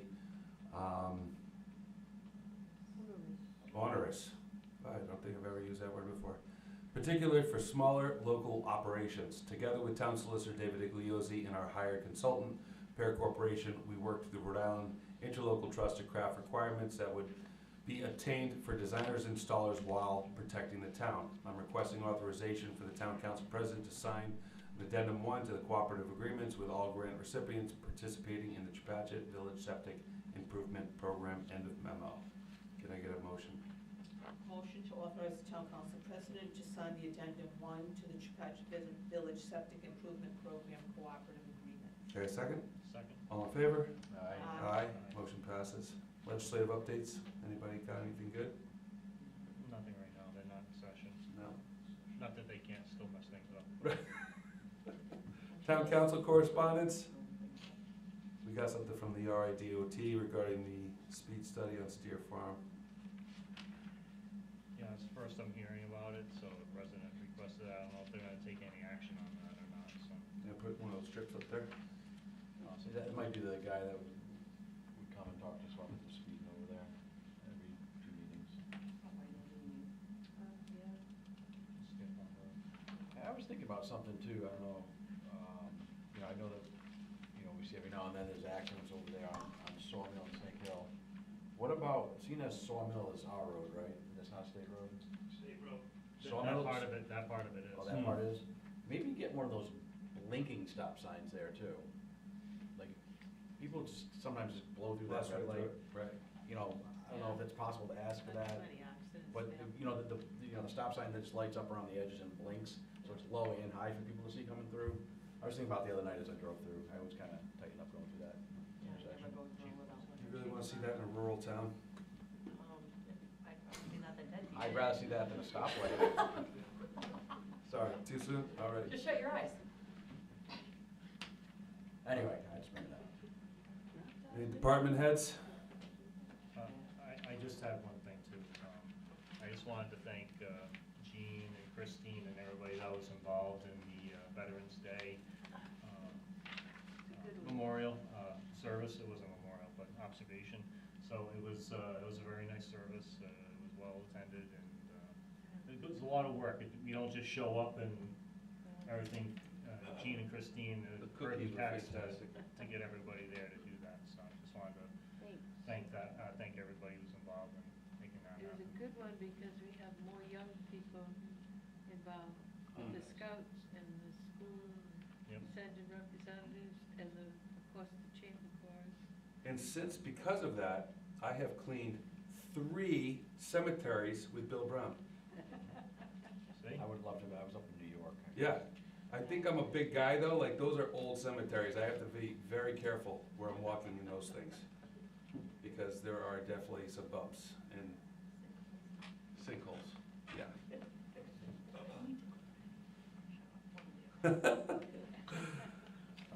Boards and commissions, any board and commission reports? Open forum, how many? They still outside? I see Mr. Steer out there. No one. There he goes. There he goes. I see Mr. Steer out there. He's gonna get me fired up. Walter Steele.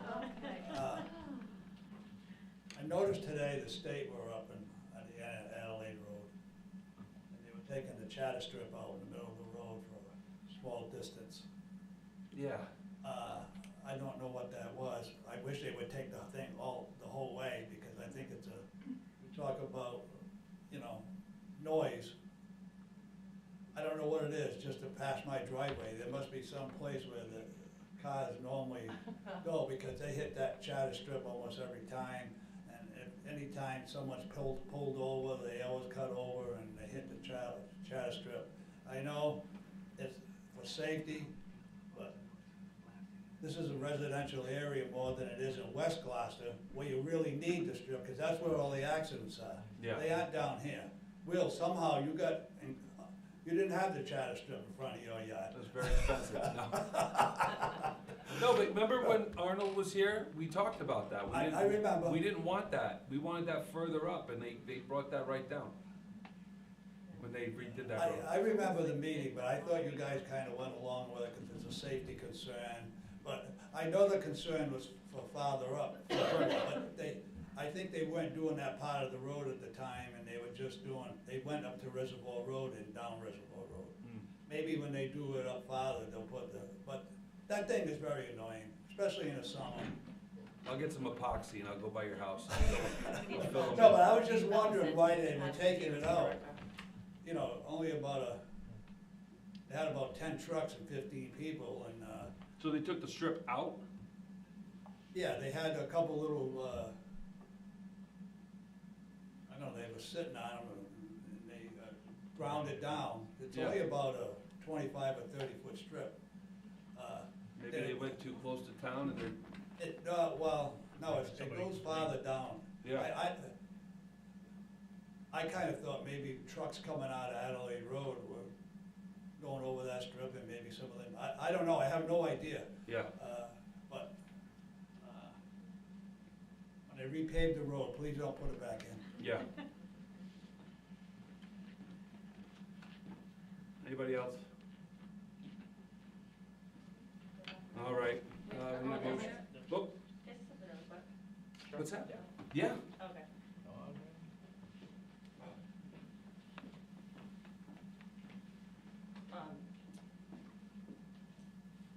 So we had the whole water stuff going on up on Reynolds Road and everything.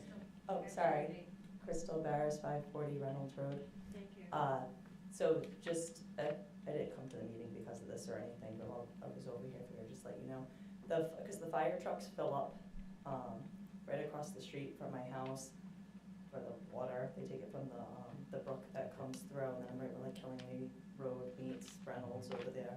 And they stop and they fill up. And they did yesterday, so I was thinking about it because I was watching them fill up from the house. And then I talked to DM today, and they said they were, like asked them about the water. I said, well, if they know that the water is contaminated coming down there, if we should be concerned about like the fire trucks taking the water from over there and then using it wherever, wherever they're using it to spray it. So they said they had tested like another site, the one that they had asked permission to test 2 weeks ago when we were over here. And they did that. They didn't get the results back yet. They said they should have it back any day, but they said that if those come back high, that they'll probably be reaching out to let you guys know that you might want to think about searching for other options for spots to fill up for the trucks. And they only use that for an emergency. So they should have the results, in a couple of days, Ed, but. What would they have used that water for? They're pulling water out of there, was there a fire? Well, the training or. Yeah, I don't know what, they just And they have it prepared sometimes if fill there up is a over there. fire. There's a Right. spot for them to do it and stuff. They've always, it's always happened, but I never really thought much about it until this all going on. So just like a heads up, it's definitely something to think about. If wherever they're putting the water, if it really is traveling, but they don't know for sure if it's traveling down that far, but it seems likely given what the numbers were further upstream. So if they do come back high. Was it a West Gloucester truck that you noticed? I'm honestly not 100% sure. Probably was. I would imagine so. It's right up the road, so. Usually Chapasha will go to San Dam or.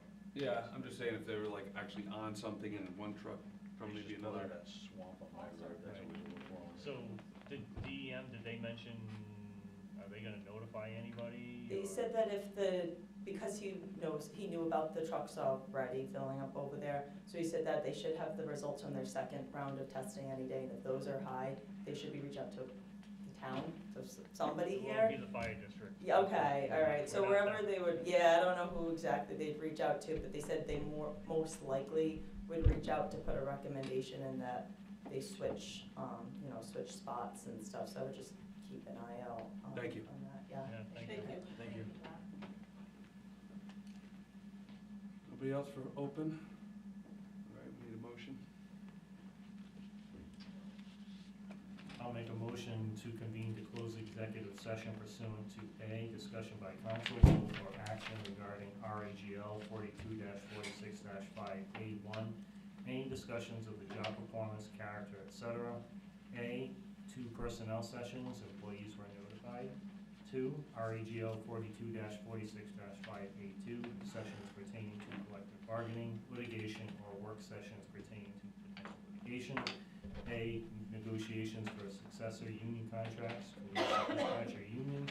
B, Rhode Island Superior Court. C, number PC 2019-10870, Evergreen litigation. And C, potential litigation. Second. Clerk, please call the roll.